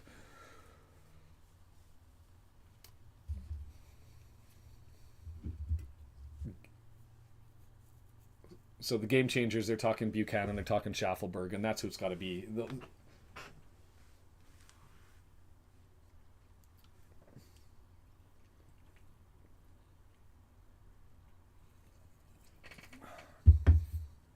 So the strategy that the broadcasters have is moving Davies back into the left back position. When you sub Buchanan back in, I don't know whether that's the solution. I want Davies up. I still think he has the talent and the skill. I just want him to not try to be a hero all the time. I want him to have enough trust and capacity to distribute the ball, to look for the open people. Let's be honest. What's his role when he plays for Bayern Munich? It's to beat guys one-on-one on the wings and get across into the box. And most of the time when he finds goals, it's because he's beaten somebody with his pace towards the goal line and drawn it back into the striker's foot. And he had that opportunity in the Argentina game. He gave a brilliant ball to Kyle Larin, one that Kyle should have scored on that instance. He had nobody around him. Open shot, sitting 10 yards out, and he missed it. That's not happening here. He's trying to beat 3, 4, 5 guys. And maybe that's a credit to the Peruvian defenders that aren't giving it to him, is, whoa, we've gone with a mass overhaul. Jonathan Osorio coming in, Schaffelberg coming in, and unfortunately, Miller coming in on our back line. So that probably means either Cornelius or Bombito is going to get the break. I'd suggest it's probably Cornelius because he's got the yellow card, so you preserve him for the other game. But I don't necessarily like that as Kamal Miller draws into his 28th cap. For Schaffelberg, that's going to be his 25th cap. Halftime substitutions, they've gone with 3 changes. Romero, Santamaria, and Lapadula. Wait, Lapadula. Do they have 2 Lapadulas? Oh, I was going to say those graphics don't make any sense. I think they pulled the Peruvian numbers on the graphic for who was coming out, so we're going to have to follow along. They had the Canadian subs going in, and then their opposite numbers on the Peruvian team coming out as subs. That's why I was all confused as to it didn't make any sense.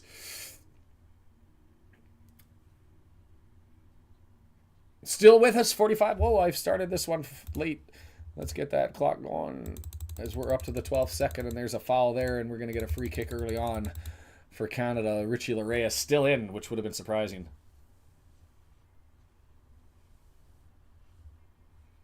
I didn't look at the... Hold on a second. I've got to have a look at that. Is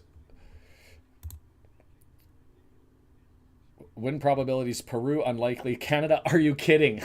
Okay, it's a joke. And I didn't get that. Kim with the humor, and it's going to be... what are the odds of a 0-0 game? 99.8%. Grab the 8 ball, flip it over, and it pops up near certain.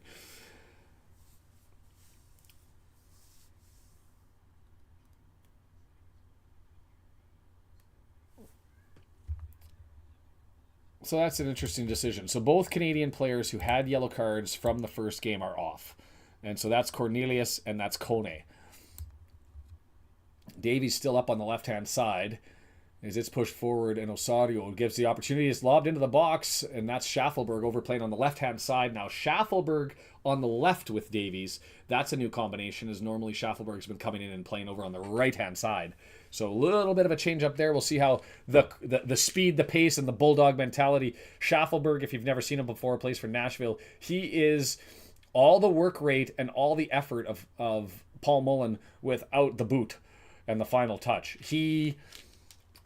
Even with, other than give Paul Mullen a mullet and permit, and that's how the Kentville, Nova Scotia man looks and performs to me. He'll find bodies. He'll score if it's obvious, but he's not going to find something for you. As Lapadula says, Osorio, no, you go back further. Osorio says, no, I'm going to play the politics with you. Let's just get the game going. And so my man Cornelius off, the Malmo man, he may end up... the other thing is as far as performance goes, is some of these players that were looking for opportunities in Europe, and after the France and Netherlands game, you could have made an argument that it had to be obvious and apparent that Cornelius Bombito are going to get eyes on Kone after the France game, and they've looked like garbage in this one. It just sucks with all the beautiful football that's been going on, that Canada's not demonstrating that it's got the ponies to do it. Way too many mullets from that part of Nova Scotia. Way too many mullets in Nova Scotia, period. And I shouldn't say that. As a man who in 1993 rocked a permed mullet, and I permed my ginger hair, I was far more red then than I am now. Yeah, I'm a little partial to the permed mullet. Not a look I ever want to bring back.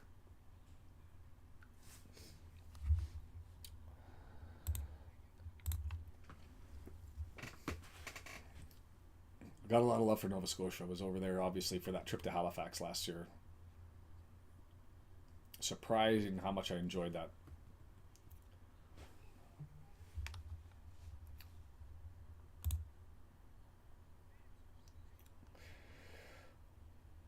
Come on, lads, let's do a thing.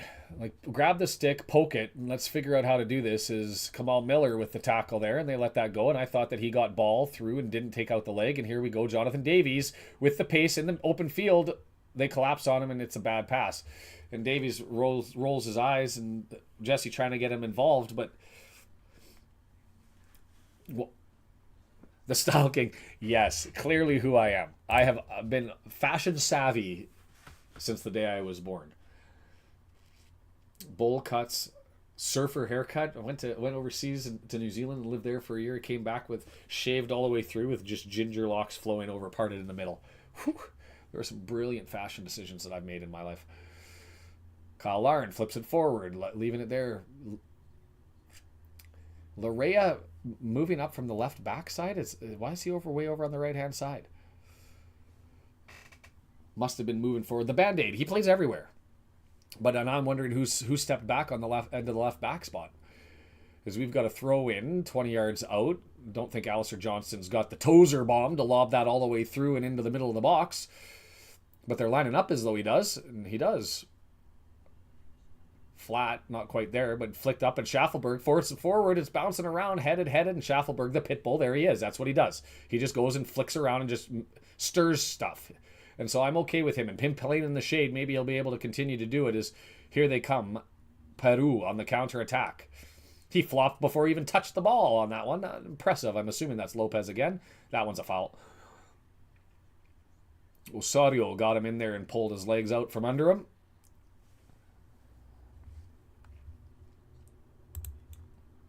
That is clear as day. Reached in, dragged him down by the ankles. Who's playing? Oh, they did move Davies back. So Schaffelberg's taken Davies' spot as left mid, and Davies has fallen back into left back. When you need a goal, not the option that I was looking for, but I would have rather seen Tajon Buchanan come in and take a spot somewhere. Or Larea stay there.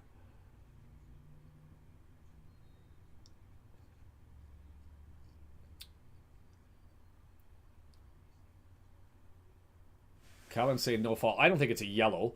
I think David made a meal out of that, flopping, but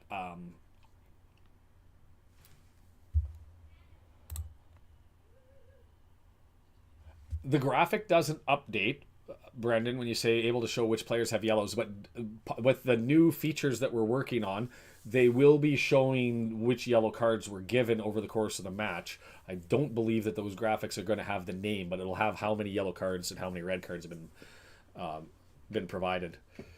It is a boring game, Santiago. I am sorry, and I'm missing Wrexham too, to be fair. I expected so much more out of this one.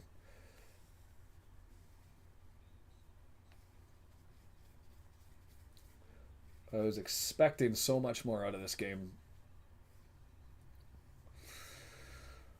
Jonathan David gets it up to Richard Larea, left-hand side, 18 yards. Come on now. Do a thing. Get me excited. Get everybody. Let's come up with something. Eustachio, bad touch. Saves it back again. Alistair Johnson gets it over to Osorio. Cross into the box. Kyle Aaron can't get there.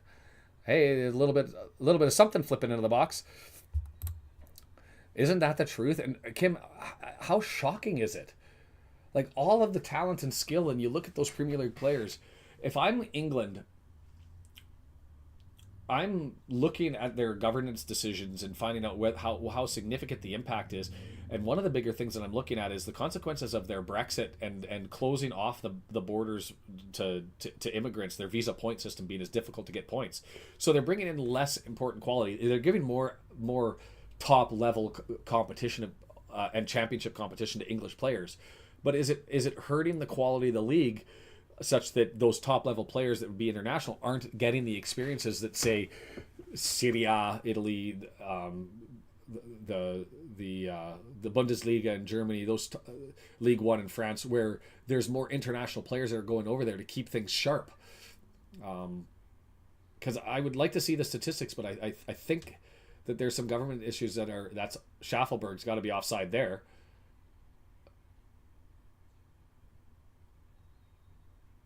Yeah, it does now. I think when they say yards offside, I think that he was like 5 or 6 yards offside, because you just saw where he was.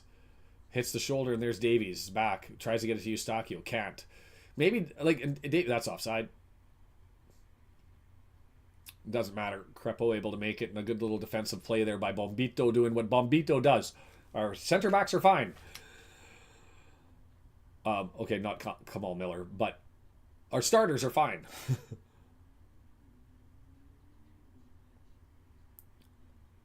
Schaffelberg down. Eustachio didn't like that at all. And now we're getting a yellow for dissent? That's a late yellow card. That's fascinating because that looked like it was from the complaints.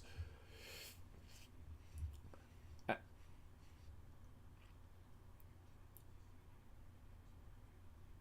little bit extras, but that's because they're standing over top of the injured man. Oh, they're not over the injured man. Fire in the belly. Let's go. They were getting relatively close to the injured man, and they just wanted to step up and say no, walk away, and deal with it. Want to look at the tackle, because I thought that Schaffelberg was clear through. Oof. Boots. I mean, got the boot up, but it was in the swing. He made contact with the ball. Yellow, obviously. Do you call that an orange one? Maybe. If this was a domestic club competition game and we were playing in League One or League Two, I'd be saying that's got to be, I'd be considering a red on that one. But in these international competitions where the yellows hold so much weight, and you take a red card, right through onto the side of the ankle. Excessive force? I don't know. Is it excessive force? In an international game.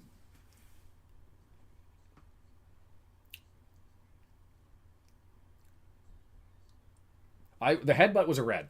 That's clear. This one, in an international game where the yellow cards are so punitive, he's swinging for the ball. A broadcaster saying it should be red, a Canadian broadcaster. But he's swinging for the ball, and on the follow-through, he gets the boot up, and it ends up making contact. Who's this guy wearing the green who's freaking out and screaming? The question is excessive force, and Marie's got it. The question is excessive force, but he's swinging through the ball. Did he connect with him with significant force? Yes. Can I call it excessive? No, because he's swinging for the ball. It's one of those high sticks in hockey. The follow through is not considered a high stick. Even if you gore the guy, if you're taking a slap shot and he's coming forward and he gets you with the stick, it's not a high sticking man. You could be completely slit open. Tell me I'm wrong. And yes, I could be a Canadian homer. And he's going to go have a look.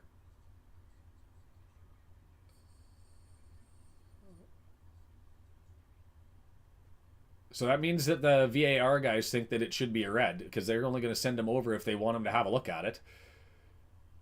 That's what I mean. Schaffelberg, that's what he does. He's a pit bull. He goes after the ball. Well, I think, Kim, because the question of whether it was excessive or not is dependent on what you take from that follow through. Like, is that excessive? And to Brendan's point, Schaffelberg is up there hard late for the challenge, and I don't know if the player expected him to be that close I think he was just looking to lump the ball down the pitch, and all of a sudden Schaffelberg's there. At the same time, that's a straight boot heel to the inside.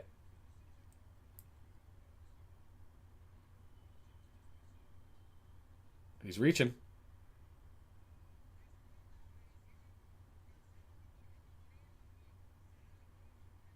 It looks like he's going for the pocket. He's off. Take back the yellow. Flash the red. It's 11v10. Let's go. Come on. I actually think that they got them backwards, but it doesn't matter. The football gods rectify the circumstances, and people will think I'm maybe crazy. But if the question is excessive, then that means it's beyond what you would expect. And if I'm the defender there looking to lump the ball down the field, I've made contact with the ball, I've kicked it forward, and yes, on kicking the ball, my follow through has left my boot exposed for the cleats to be able to make contact. I can call it substantial force, I can call it significant force.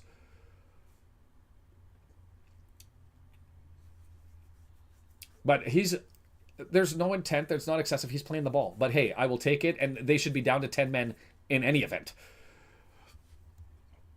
I'm curious if you guys saw the same thing. Kim thinks I'm crazy.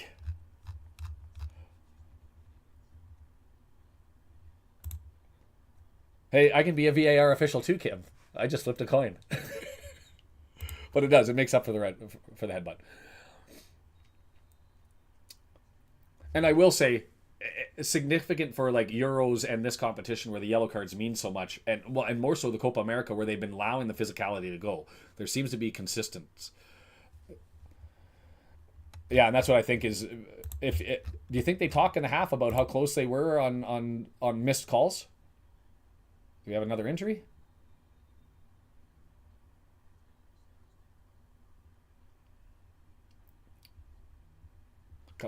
Kalese, he hasn't been tested, but he's rubbing his knee as though he's got a significant problem. That doesn't look like it's dehydration or anything like that.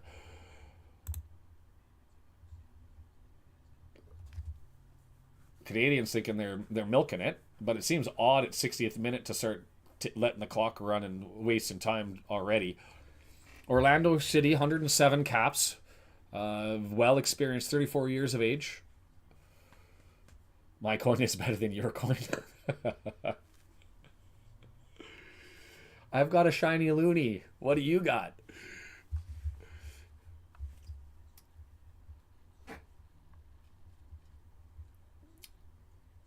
Schaffelberg's still getting that treatment.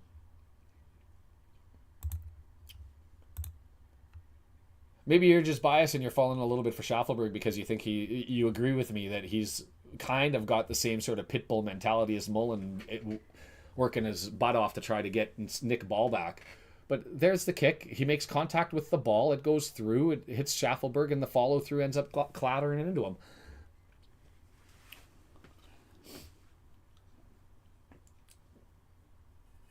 Come on, boys. 11v10. Win a game, and let's go to Chile, and all we have to do is get a draw. It's a beautiful thing. And unless Chile pulls out the crazy upset that tonight. But I assume that it's going to be a 2-0, a 3-goal type game in that match. Argentina looking to secure things. I didn't see the bicycle kick to the face earlier. What game was that, in this game? Was it just because?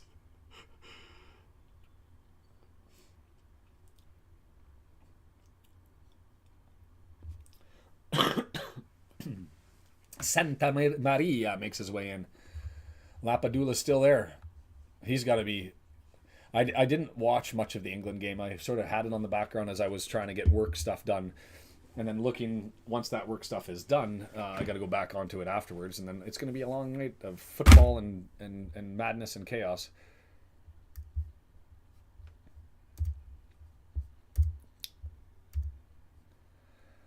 Only one shot so far this half, that to the Peruvians to bring them up to 6. A shot on goal is necessary if we want to get a goal. We are up by a man. Let's play in their mid and let's work together here as Kyle Larin gives a lazy pass forward, but Eustachio collects. Davies with it. He's going to have some extra space to use his speed. Pumps it forward. Jonathan David finds the empty body and not able to get the touch. I would think that was going for Larin, but I think Larin was offside. Loré ends up making contact with it and doesn't get the what he wants on it, doesn't get the shot away that he wants, but I think he was onside. Yeah, if that went straight through the Kyle, it would have been offside. So Laré's got to take that, and I'm okay with it. And he just didn't get good wood on it. Richie Larea, not a closer, not a finisher. Like I've described him twice before as the Band-Aid. That's who he is. He'll play anywhere on the pitch. He'll put in his effort, and he's got skill. But he's not superior in any one area. 63rd minute, 11v10. Get a result. We can be the England of the universe and say that it's a garbage game, but we managed to get the result. But 11v10 with 30 minutes left in the game, you've got to be able to find the net. No, instead it's a Kamal Miller giveaway. God, I hate him. We need to find the center back. Put the 18-year-old from Fulham in there and let him have a crack. Give him his second cap and let him go. Jesus.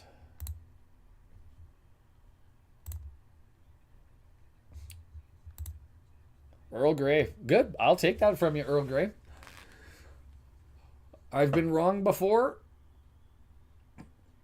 I don't think I'm here, but I appreciate I'm probably in the minority on that one. I just look at the rule as to excessive force and be like, could I see myself taking a swing at that thing and having the same outcome? Yeah. Possession equal, by the way, at the point of the red card, so it'll be interesting to see how that changes now. 6 shots to 1, so 5 shots the difference. So we'll monitor that as we go forward. And the passing, we've had more passing and better passing, still 78, 76%, or 78, 74%, not the best. But we move forward, and Kamal Miller. No. But I love you anyway, Brendan. Peru actually improving on the possession and the midfield dominates since the in the 4 minutes that we've played. Kamal Miller taking on the defender, tries to reach over top, plays the ball, player falls. Schaffelberg The pacey Schaffelberg. Carter gets the tackle in. Santa Maria with the tackle. Come on, Stefan. This is where you show your quality. David leaves it, and Larea doesn't come back for it, and so we just give the ball away. That's how out of sync we are, is even with an extra man, we don't get it, and there's the foul. I mean, that's an obvious foul. You send it the other way, and we'll get some subs out. Bugger me. I almost feel apologetic for drawing you guys. Here comes Tejan. The newly transferred Tejan Buchanan moved over to Serie A.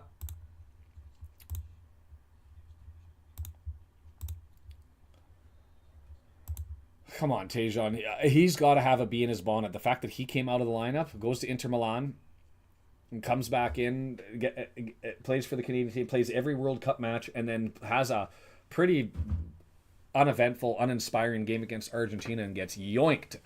And his spot goes, and he gets brought back in. So he's a mid who can score. And so let's see how he does. Schaffelberg with another deflection, and it goes to Maxime. Turn this thing.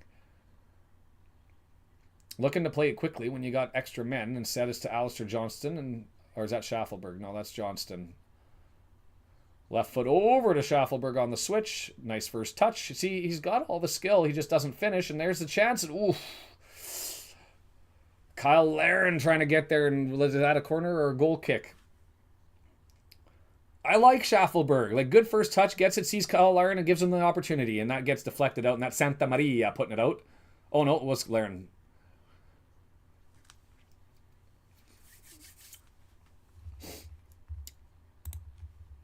I will take more of that, please. And tell me, compare Schaffelberg to Liam Miller, because those are the two that I think should be playing on the left-hand side with Alphonso Davies. And you tell me, am I wrong that Schaffelberg should be getting more time in the 17 minutes or not even 10 minutes you've seen him, in contrast to Liam Miller in his first half performance?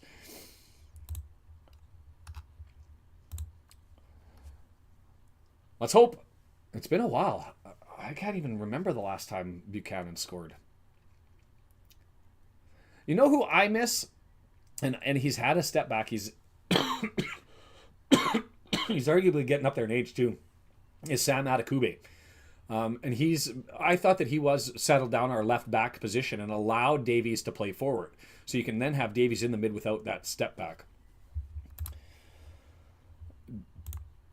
Liam Miller, Preston North End. And Liam who means you didn't notice him. I get the humor. I'm just plain stupid. David gets it. Schaffelberg find Davies. Davies beats him. No. Draws it back in. Schaffelberg there. Tries to get it up over top and can't. Saves it. Eustachio. Go to Buchanan far on the right side. Bad first touch. But he saves it back. Holding it up. And he's going to get beat there and drawn back. And he tries to draw a foul. And the flop doesn't work. Here comes Mr. Crepeau all the way forward, because that's what he likes to do. Kamal Miller, don't want him passing the ball, please. Davies with it. Going to beat everybody? No, he's looking. See, I'm okay with that. He's looking for options. Davies looking for options. Doesn't get it. Alistair Johnston's going to have to go collect it. 22 yards out, still no threat. Lots of space. Just cross that thing in, bud. And that's horrible. That is a poor cross. That's one of the poorest crosses that you'll see. And maybe he just had too much time and space. Lapadula coming off for Guerrero. He just kicked it back to Kamloops. Well done, Kim. I think he was going for Kamloops and he ended up in Prince George. BC humor. For the English, that might sound bad. He just ended up in Prince George.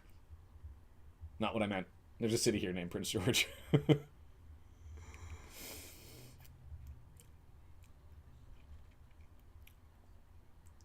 Guerrero, is he the free agent?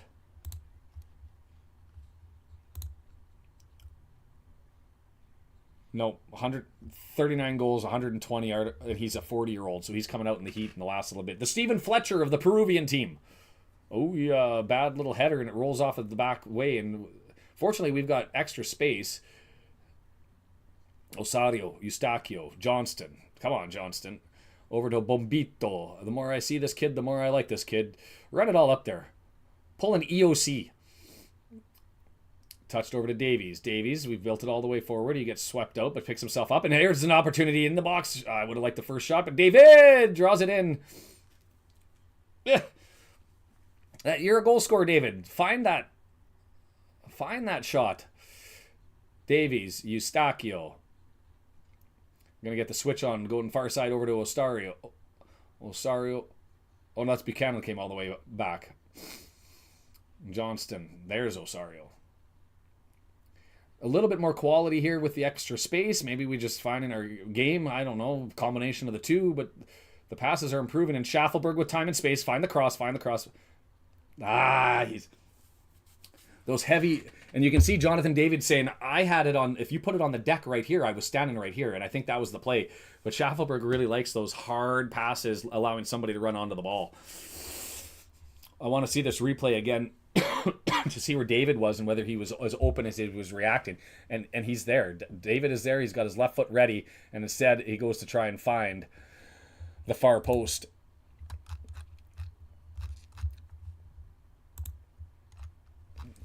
I'll take that. We're growing.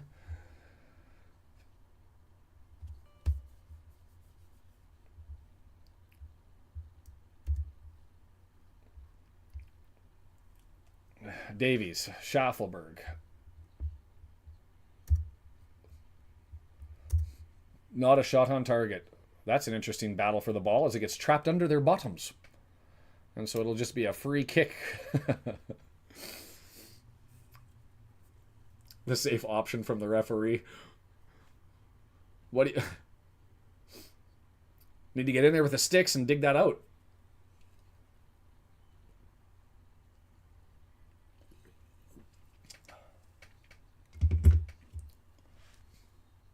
I actually thought Santa Maria played that one pretty well. Oh, boy.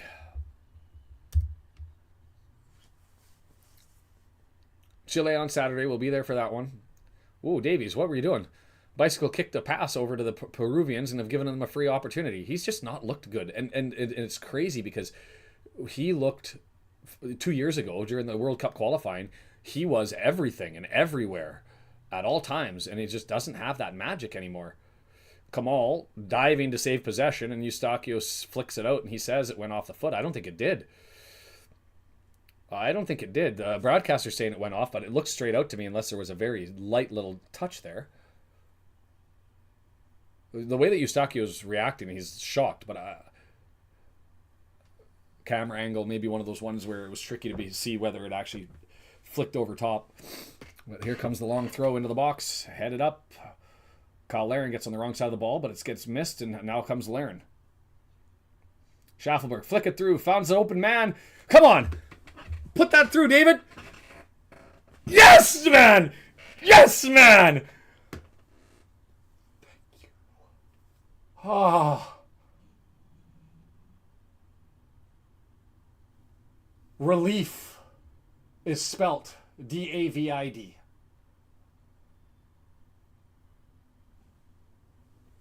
Schaffelberg with a beauty pass into a full sprinting David who's able to collect the ball, put one guy away, and find the corner and put it in. Thank you. Mr. Schaffelberg deserves to start. We can take the Liam Miller experiment and set it aside. He can come on as a sub. There's quality there. But you need to have Schaffelberg, the Paul Mullen of the Canadian squad, he doesn't have the shot. But everything else, he just has that touch. Great pass through. Boom. Far post, off the pole. It's in. Thank you very much. And for the first time ever, I get to do this. Ding! 1! Boop. Whoa. Oh.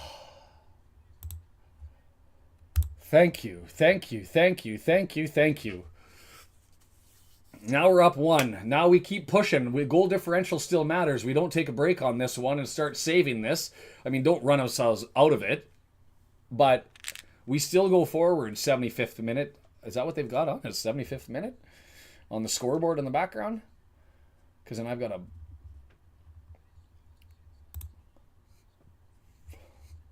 I'm behind. Somehow my clock ended up getting me behind. I will bump us forward to 75-32. That's never happened before. That's a new experience. Oh my God. Missing the entire game. You're exactly right, and maybe I'm just high. Maybe I'm just crazy, Kim, but that's what I've been saying Canada can do. And when you see momentary glimpses of that level of quality, you think, how do we get more out of it? So you bring in Jesse Marsh, who says, I'm going to be offensive. I'm going to trust that these guys are going to be able to make the plays. And they don't. And you're like, why are we not connecting here? And so finally, Jonathan David, is that a milestone goal? Why do I have a feeling that that's a milestone goal? No. Not a milestone goal. That's his 27th. He's now 2 behind Kyle Larin for the most goals. See, I think Schaffelberg is like Canada's best kept secret. And you know, playing in Nashville, not to insult Nashville, but it's not really a hotbed of football. When you think of teams in MLS, and there's Schaffelberg again, and he's onside. Gets the cross in, and well done. Kyle Larin saying, I'm over here. If he can slow the game down to be able to necessarily see that he had Kyle Larin there, you remember the first pass over where he could have given it to Jonathan in the middle. He found that the obvious pass there and was able to get it through. But a little bit more vision with all of the pace and the skill and the quality that he has. And I just think that his pace down that left-hand side, and it allows you to put Davies up, or Davies back if you need to, and they can interplay with each other. I am in love with that combination. It still leaves our right side a mess. But just bring the ball over to the left every time. And there's Davies looking, and he just gave up on that one. Didn't know what he wanted to do, and now he's got to work extra time. Davies just not the same as Peru looks to fight back. Can I get Cornelius resubbed back on, please? I don't want to see the pink card, which that's fascinating if you haven't looked at the regulations. Instead of having the concussion substitutes like they have in the EFL, where it just happens by nature of course. If somebody comes out with a concussion sub, both teams get an extra sub and an extra window. They've added a pink card to the equation that they actually will show a pink card to say, hey, both sides, you get your subs. Kamal Miller keeps it in. Hey, he's still got work to do. And Eustachiou comes back and saves it and draws it to Crepeau, who just says, I'm going to get this to safety, please. Schaffelberg coming back. The shadow's starting to pull over the entire stadium. And we have a sub. Cueva. Awesome pass, said Marie. Great pass, said Kim. Whew, and W&G, welcome back. He's probably been lurking in the background and just eavesdropping, I imagine. But it's time to bring up the statistics and see where we're at. Up to 3 shots. That was our first shot on target, by the way. It took all of that time to get our first shot on target. And it went in, but they say of the 3 total shots, 3 big chances. Our expected goal, our XG, is 1.18 to their 0.49. Schaffelberg draws it forward, gets it to Larin, just draw it back, hold up. Oof.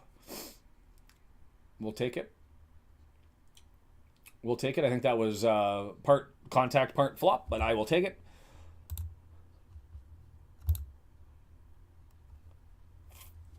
Santiago's back. We're looking for that Venezuela-Canada quarterfinal matchup.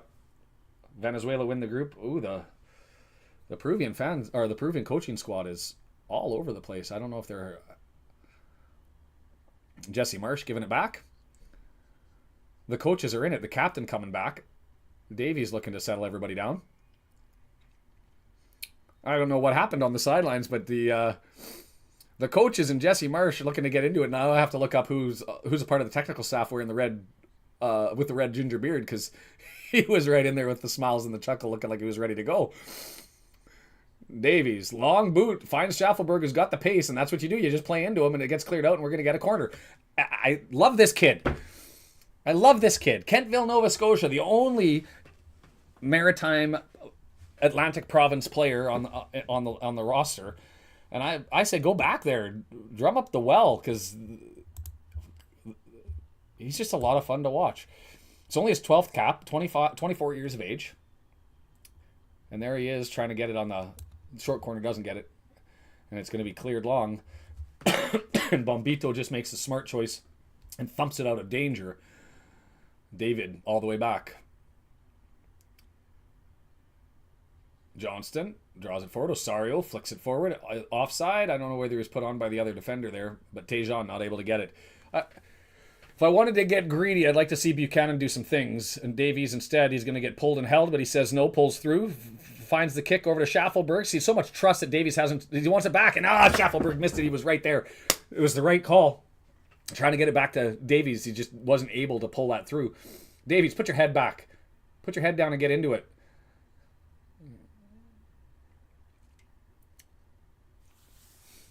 Whew, we're getting a little bit of excitement into this one. It's taking a while. It's taking a while to draw the drama. Only highlight reels, shots on goal. That's just it. Even though the first one that they called a big chance, well, that was a flop. Are we going to get a yellow for a simulation on that one? To be fair, Eustachio's not a flopper. So the fact that he went down makes me think that maybe he did actually get grabbed. Oluwase, his second cap. And both. Oluwase. And the other one was just in a friendly. So the Minnesota United man, no goals. He's a forward. He's going to come in and take a Kyle Larin spot. And Oluwase, 24, born in Nigeria. And I actually don't know his story. I mean, I know the story of Davies, obviously, born into a refugee camp and then grew up in Edmonton and came over. And I know Kone, born in the Ivory Coast, but I don't know his story. But yeah, Oluwase, he had 6 minutes against France. He's going to get 8+ on this one, and so good for him. And let's see what he's got. Sitting in the middle of the pitch, playing in that 9 spot.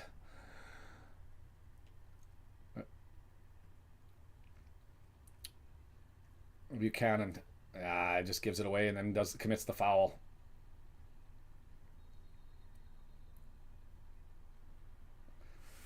%. So the possession stats not really changed. The expected goals continue to climb for Canada, and the passing and the accurate passes, and you'd expect that with them being down by a man.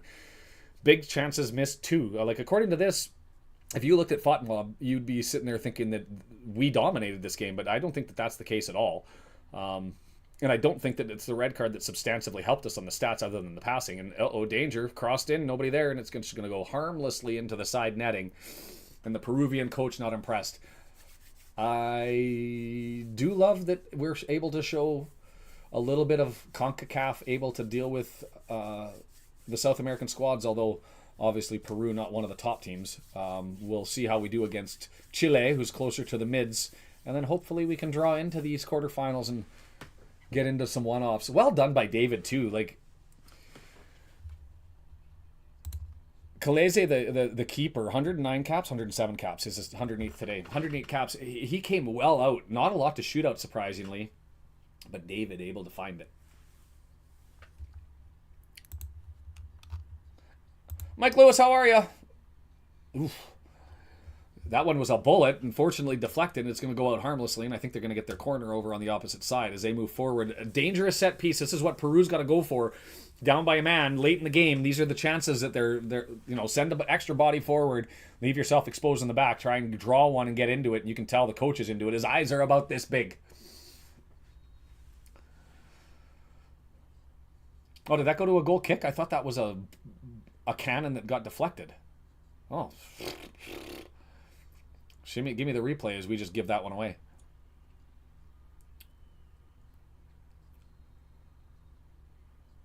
(4-2-3). He's asking for the 4-2-3. Well, welcome to the madness as is the Copa America. If you've been watching the Euros, this is the physical, like, old school, take your boots and deal with it type of play. The game's been fascinating. You see the red card that's there. There should have been a red card for a headbutt. Wasn't given. And then there was a red card that most say should have been red. I actually think it was yellow just based on what they've been calling previously in this tournament. I don't think it was excessive force because the guy was kicking and following through on the kick. But the referee didn't agree with me, and maybe that was the football gods making up for the last one, as Peru sniffing around outside the 18-yard box, and it's going to get cleared away. Nice little dance by Davies, and that's what he can do, but that's the first time he's done it all game, and I don't necessarily like that he tries it so much. Looks for Oluwase. It got caught up in the defender's legs. He thought it was going to go away, and then it snuck through, and Oluwase not able to get there, looking for his first international goal and only his second cap. And his first real tournament competition. This is not the friendly against France. And I haven't been watching Oluwase, to be fair, as far as potential new caps go, new name, and there goes Schaffelberg, doing what Schaffelberg does and just kamikazing into opportunities, open space all over the place, and he's looking for a pass. Find it. Find Oluwase. Do a thing, and he's going to take a shot. Yeah, tried to do it himself and get it all through, and it's not there. Tejan Buchanan collects it. Peru not coming out to Tejan, so he goes to the byline. He's right there. David's right there. There it is. Oh, David. I FIFA'd that thing. I saw that whole play developing. It was like, get it to David, and David, I dropped my controller and I didn't get the kick away. 4 minutes left. Man, this would be Canada's first win in a long time. Is a flop on a fend off to the neck. And here comes Peru. Oh, you're too slow. Come on, Miller. Just brutal center back. Crepeau able to get it up in the air and leave it to get it cleared by Bombito, who is a capable center back. Kamal Miller doesn't have the pace to play at this level. Like, if I was Peru, I'm coming down the right side every time and I'm just running at him the whole time. Schaffelberg back doing Schaffelberg things. Ooh, got to be more secure than that. And there it is. Give it up. Flip it up over top. There you go. Let him chase onto it. Go for it. Oluwase, all with that pace. He's going to play it back. And Oluwase nicks it from him. He's going in. Get your first goal, kid. Get your first goal, kid. Oh! Oluwase trying to... I would have gone to the middle of the pitch to improve the angle on that one because he had more time. But I guess when you're all excited and things are screaming, let that one fend him off, let it go for the goal kick, and away we go. I'm feeling a little bit of excitement now. It's taken 65 minutes of absolute atrocity football, and Peru going down by a man. And so there's still lots of questions to ask here once we get to the Chilean game. But now we hope for Argentina. Should he have drawn that into the middle? Oh, he tried to go 5-hole and just got too much lift. Too much lift.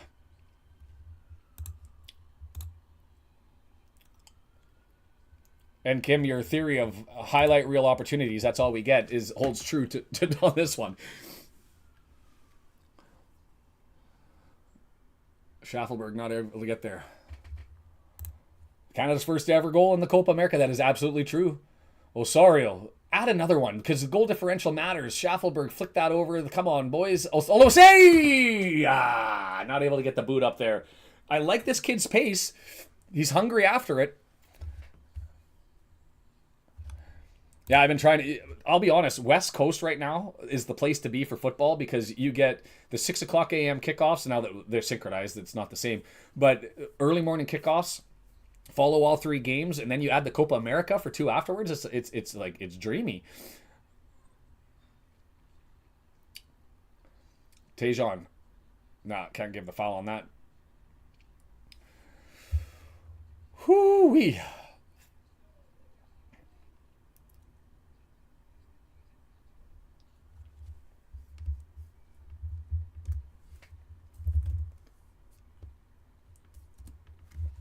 Forward, Oluwase not able to get to that one on the pass from Davies. As we're getting into finding out how much added time we have, 89 minutes and still moving forward. Nice little play there by the captain Eustachio to flip them, send them backwards. This time of the game, that's what you want. Just be a disruptor. Be a disruptor.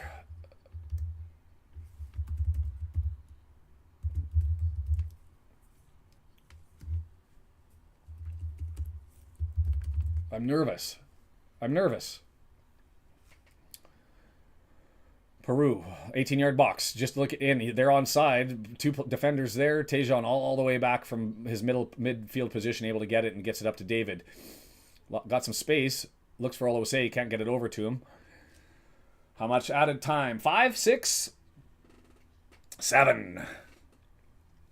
Yikes.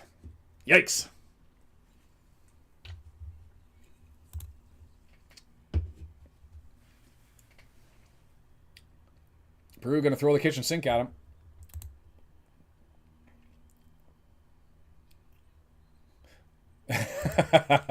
We're nice and light work. Please. Thank you.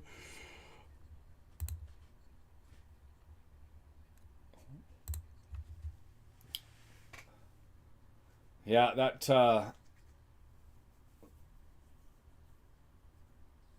that cross on David is going to come back. But we're now a -1 going forward with 3 points, assuming that we can pull this off. Maybe don't count the eggs before they hatch. Crepeau. Whoo! And we have a keeper, which, let's be honest, I didn't expect this from him. He's an upgrade on Borjan, and we had Borjan for so long as we've got a man down. Free kick going the other way. I didn't see what happened in either of those circumstances, so I can't even comment. But Buchanan's grabbing his left knee. David went down like he just got shot by a sniper. But Borjan was our keeper for, God, I don't know how long. And I wasn't really a fan. And so I always assumed that Crepeau, who's been our backup for 5 years, and got a couple of occasions, was a step down. So that's why I was looking at Dane St. Clair or Tom McGill to be the goaltenders of the future and maybe get their opportunity in this. And I actually started St. Clair in the Netherlands game. He let in 4 goals. Gave the reins over to Crepeau, who looked good against France. Looked good against... looked really good against Argentina, and he's looked solid here. You hate that opportunity was made available to them. Jesus, like that was a hell of an opportunity, down by a man. But it is what it is, and we survived it for now. But I will not count my chickens before they hatch ever again. We're gonna wait. What is up with the clock? I'm seconds ahead. I was seconds behind before.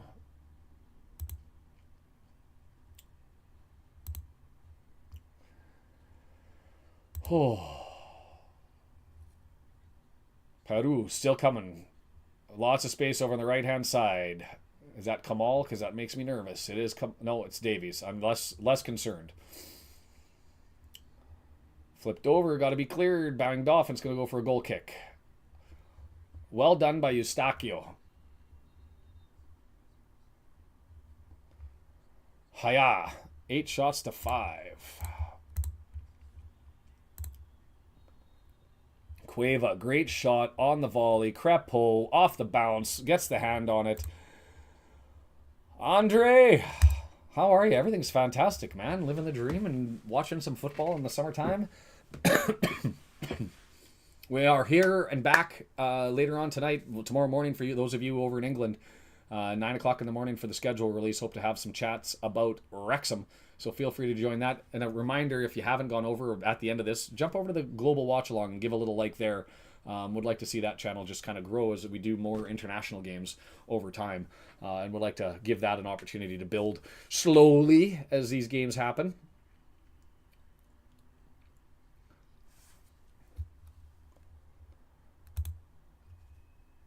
Where are you, Mike? The ticker that's going below has where the matches are. Whoa, that's a flop. But they're going to give a free kick on the push on the back by Bobito. 3 minutes left, set pieces. That's where the danger is when they're down a man. You can't give them, and you know that they're going to be looking for them. And that was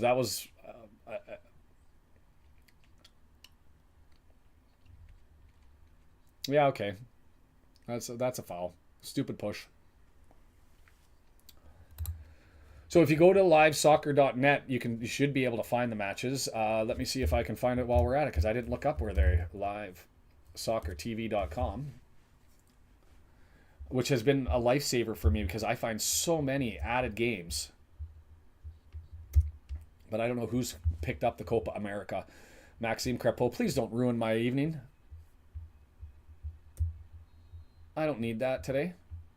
That's on target. Crepeau. I don't know if that was on target or not, but he got there, and then a wasted corner. That was a Liam Miller type cross.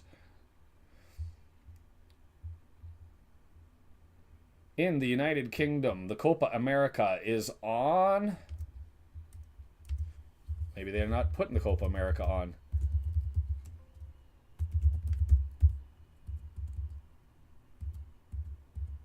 Fascinating. I actually, of all the channels that are there, I don't see it being provided anywhere under England or UK.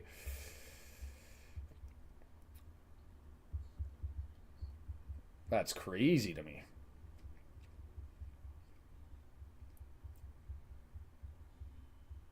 I'll have to look that one up. Just maybe they want to focus on the Euros, and so nobody wanted to pick up the Copa America.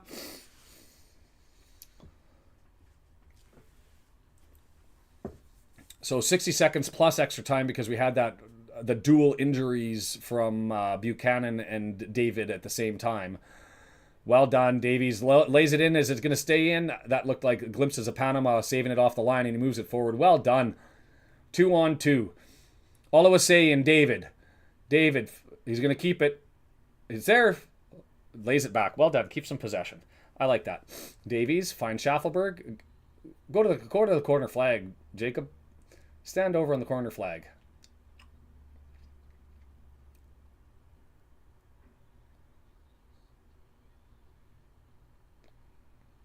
Nudges it out for the throw-in.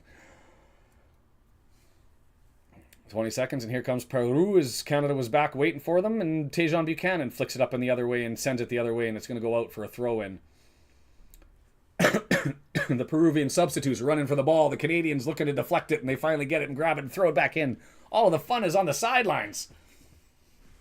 Well, that was the Canadian players running to go and grab that one and gain possession of it, and that gets flicked on. Kamal Miller heads it away, puts it onto a Peruvian defender's foot. Come on, Kamal Miller.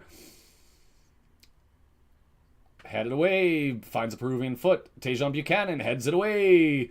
David should be able to get that one. Keep moving your feet, Get it to Oluwase. Oh, I thought that was a foul. I thought he held him up, but instead it's going to be either a throw or free kick, and they blow it down, and Canada with its first win at the Copa America. Woo! We got a chance to advance. That's all you wanted from this one, is a chance to advance. And so now the Argentina, I'm not going to be live streaming that one, but the Argentina-Chile game is an important one. Hoping Argentina absolutely fills the net on that one, and we can go into the match against Chile on Saturday needing a draw to advance, but it depends on the outcome. It's either a draw or a win to advance. Peru they need a lot of help now to advance. They're going to have to beat the Argentinians, and they're going to have to out-goal differential everybody to advance. Well done. The first loss to Peru in 2024. Is that true? Because that's crazy if it is. And I believe you, Kim. I believe you. Let's go to Copa America. No, not Copa America. CONMEBOL. World Cup qualifying wiki.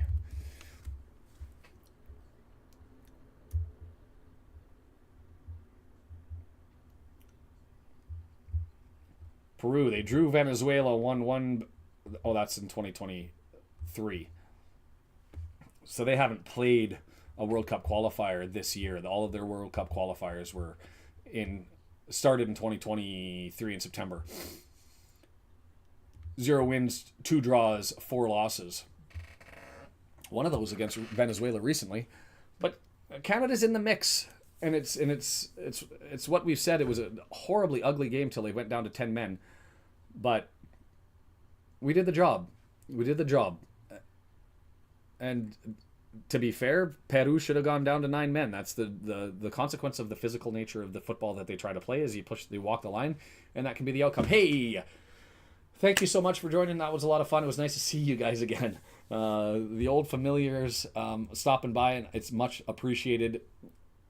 Online at 1 o'clock in the morning Pacific, 4 o'clock in the morning Eastern, 9 o'clock in the UK, probably about 15 minutes, 30 minutes early to talk about the matches, who you want to play. So think about those. Who do you want for the 5,000th game that Wrexham plays? Do all that sort of stuff. And then on Global Watch Along, and then we'll be there the following evening after. So if you can't join us tonight at 1, you can join us tomorrow. It'll be 3:30 my time in the morning. Ugly. 6:30 out on the West Coast. 11:30 in the UK for the EFL Cup draw. That one very interesting because we could end up pulling a championship team out of the hat for the northern section.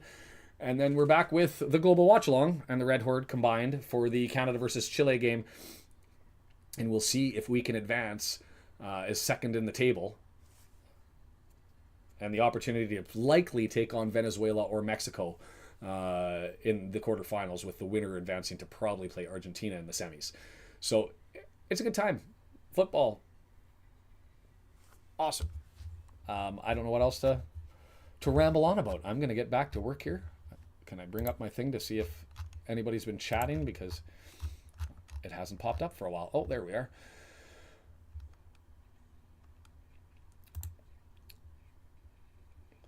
Yeah, well, I'm not even looking at first place. I would rather have WNG. I'd rather have Argentina just secure 9 points and beat the tar out of everybody. I don't see there being a huge, massive difference between Venezuela and Mexico in quality. And so I just want the certainty of going on. But that is a great sport. There we go. Copa America is on Premier Sports in the UK and Ireland. It's a specialty paid service. And thank you, Brendan. I appreciate everybody being here. It's just nice to see you guys. Lucky Looney at Center Circle. If you don't know the story, that goes back, and I believe it was Salt Lake City, Utah. Birmingham versus Wrexham.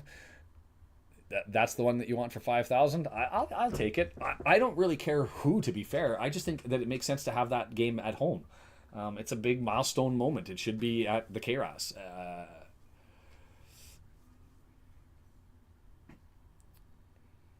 So we shall see. Much love, much happiness. I'm going to end the stream, get back to work, dive back into things, and soak up everything that has been great. Thank you so much for being here. This was chaotic, ugly.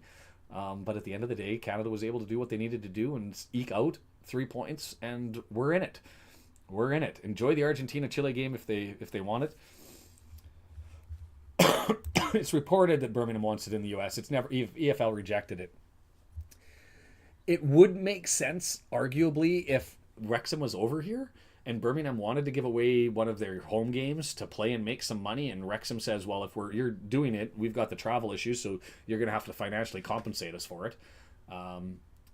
But to me, EFL football is different than the sports that we watch in North America, where we're used to that instance happening, and the desire to push the game of hockey or the game of tackle football or baseball beyond the borders of North America obligates us to end up going and reaching out, where football is a global game and it's a tribal game. And we signed up to be a part of this Wrexham experience, and so I don't want that to happen. But if it did, I'd look to see if I could go. Friendlies are friendlies, but like a game that mattered and had points on the board, I feel obligated to find a way. But we'll be there for the release of the schedule. Come and join us tonight. The links are down there. Like button before you leave would be appreciated. Subscribe if you're here and you're eking in the background and you haven't joined us in the chat. And thank you, everybody, for being here. We'll see you later on tonight. Have a good one. Take care. Bye-bye.